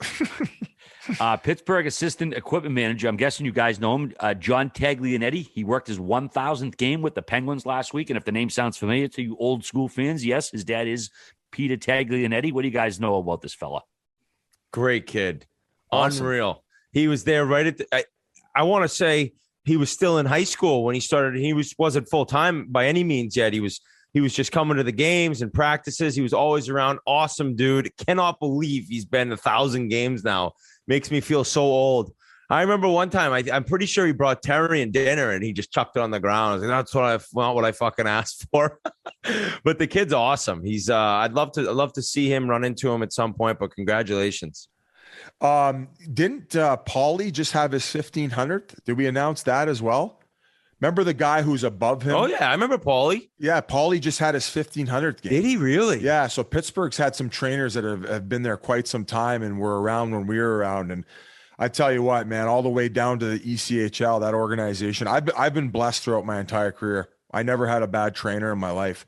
They're all rock stars, and they're all the ones that have to do all the grunt work. And we had a few of them in Arizona who had a pretty good trick of the trade. They would put beers in every other bag, so they would fly underneath in the wintertime. So then when they get to the next location, they'd have these ice cold beers. So when they were unpacking the bags at 3-4 in the morning, they would just crack cold beers and shoot the shit, put some tunes on. So these trainers are absolute beauties and find definitely some entertaining ways to entertain themselves. Entertaining ways to entertain themselves. I love you, buddy. Let's see. I got away with the words, all right. You fucking sure do, my man. Apparently the Sabres are bringing back a version of the old white Buffalo jerseys they had from 96 to 06, the red, white, and black makeup. Actually, I was a fan. I think he's like the Swedish Slovak fan club president. He actually broke the story. And then Aesthetics, who they cover all these sort of logos and gear type of stories, they confirmed it.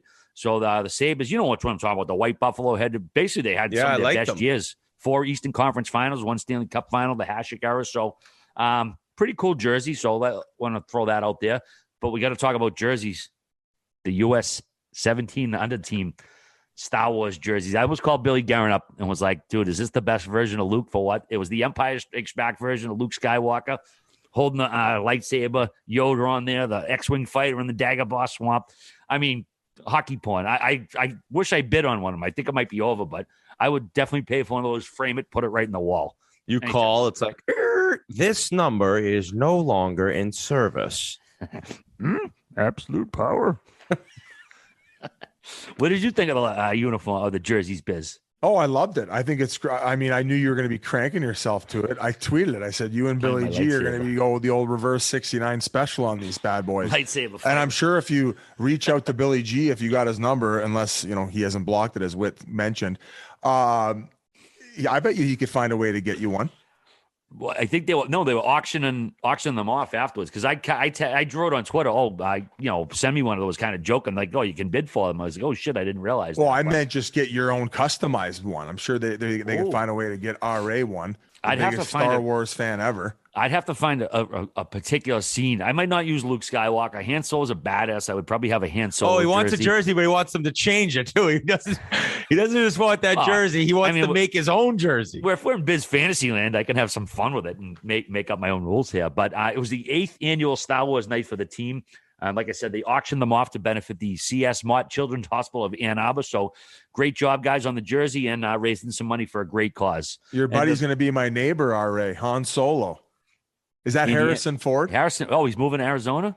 No, he's got 800 acres in Wyoming, in Jackson, Wyoming. Dude, if you're running low on Bud, stop by. He'll hook you up. I heard he loves to blaze. He blows Cloud City is big he time. Considered a good guy or kind of a prick, RA? No, I heard he's an awesome guy. Oh, nice. Yeah.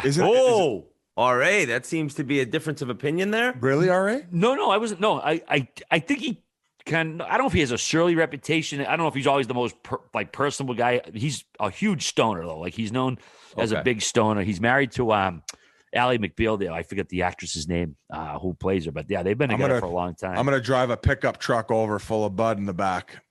Wow, that's a Hollywood marriage that's stood the test of time. Lasted, yeah. And I apologize. I got to look it up because I hate not mentioning someone's name, but the woman who played Ally McBeal, it's driving me crazy. But in the meantime, the real Luke Skywalker, he quote tweeted the picture. He was honored to have his jersey on the national program jersey. So that was pretty cool to have Luke Skywalker himself tweeted out. He's a great guy. Did I ever tell you? One time, it was a tweet. I think Marsha Brady, the real Marsha Brady, Maureen McCormick, replied to Mark Hamill, who plays Luke Skywalker, and I replied, and I think Marsha Brady replied to me. So basically, there was a tweet thread that had me, Luke Skywalker, and Marsha Brady. And if you told me this in the 70s, man, I would have died then and died happy back in the day. I mean, did you watch the Brady Bunch growing up with, or what? Or was that after your time? I definitely remember watching that show. So I must have been pretty young because I don't have a clear memory of it, but I just remember it being on TV. Marsha was always hot. Oh yeah. Definitely. Oh my God! Sorry, that was a little aggressive. Run some Let more. me go to my Kessel. You want to change your? You want to change your jarred fart answer for crying out loud? Holy jumping! I admit it, but oh my God, Callista Flockhart, that's Harrison Ford's wife name. Didn't want to just call it Ally McBeal. She deserves more than that. I'm gonna tweet it. I'm gonna tweet at Luke Skywalker and tell him a co-host of mine loves this jersey, but actually wants somebody else on his personalized jersey. So maybe you can get a response from him for being a hater. Oh, wow. Fucking gonna sue your boy like that way. I know. Well, fuck, you love the guy, and now you don't even want him on your jersey. Well, I'd say we can do the end of the Star Wars, which I know the young kids call it A New Hope, which is it's fucking Star Wars. It's not A New Hope. At the end when they get all their medals, but the problem with that, there's no Chewbacca. Chewbacca didn't get the medal at the end of the movie for some reason. Prejudice against Wookiees or whatever. Nice job, Biz. Also, Biz, good time to mention. Got some new Pink Whitney gear from Vineyard Vines.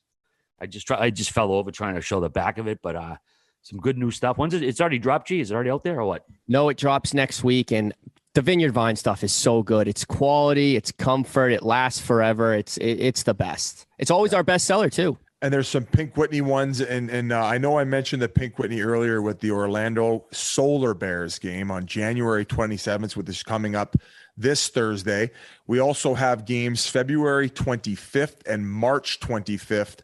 in the ECHL. February 25th is going to be in Atlanta, and that's going to be for Derek Nesbitt night, celebrating his 1,000 professional games.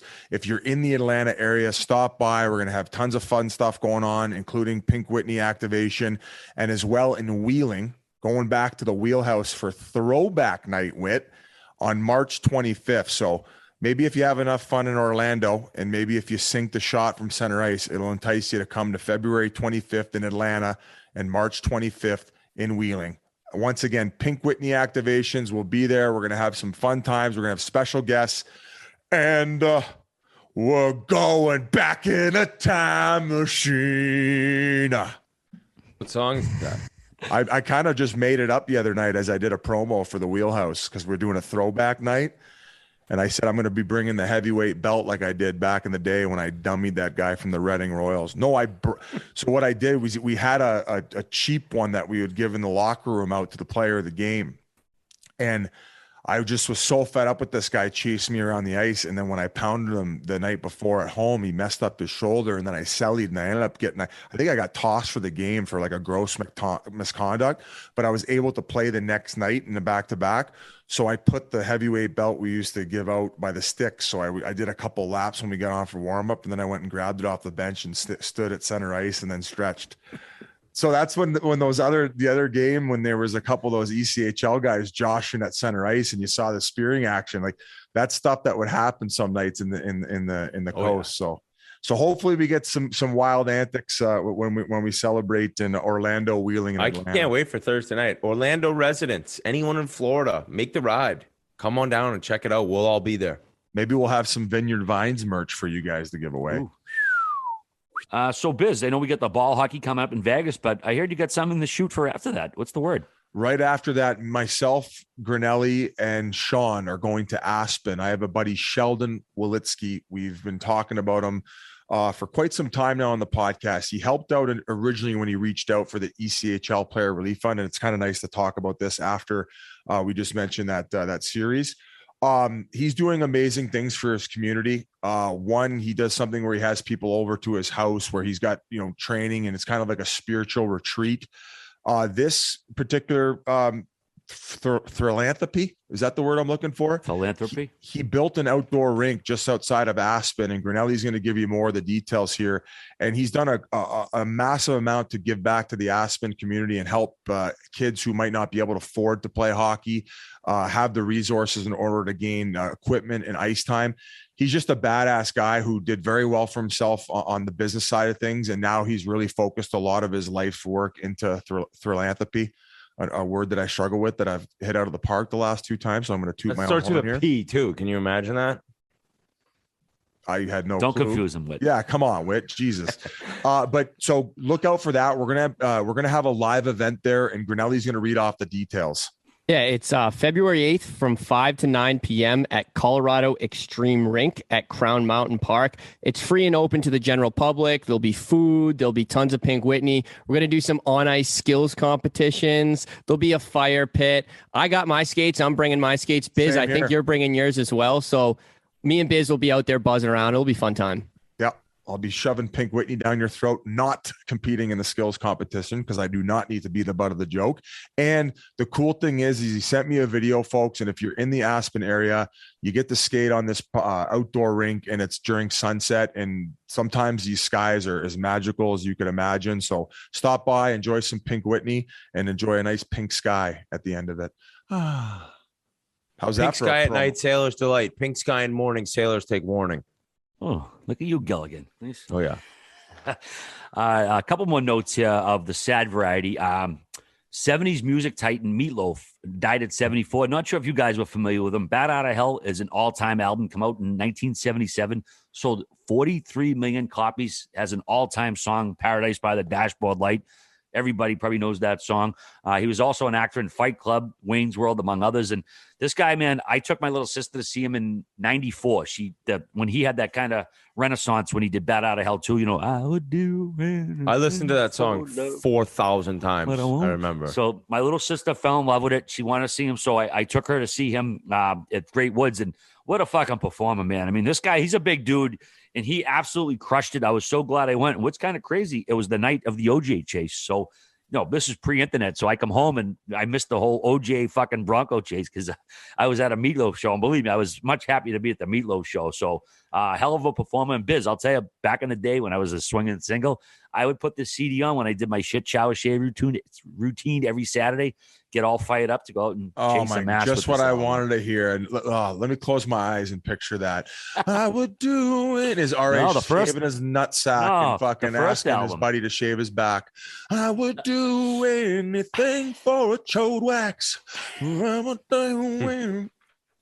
So I know you guys probably weren't the biggest Meatloaf fan, but I love that. I respect the shit out of how he performed because you could tell he put everything into his performance. And I don't care what's coming out of your mouth. If you care that much about what you're singing about, I'm there listening. Yeah, and that Bat Out of Hell, man, that's a front to back album. You put it on and you listen to every banger on there. 2 out of 3 ain't bad. Bat Out of Hell, just a phenomenal album. So you need it on the Big Booty Mix collab. Family and friends of Meatloaf, just an all-time performer. And then we're going to end with some sad news from the hockey world as well. New York Islanders legend Clark Gillies passed away at 67 from cancer.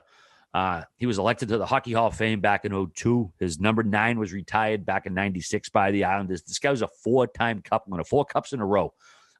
Beloved in team history. Honestly, this guy might be the most popular New York Islander ever. I don't say that with any exaggeration.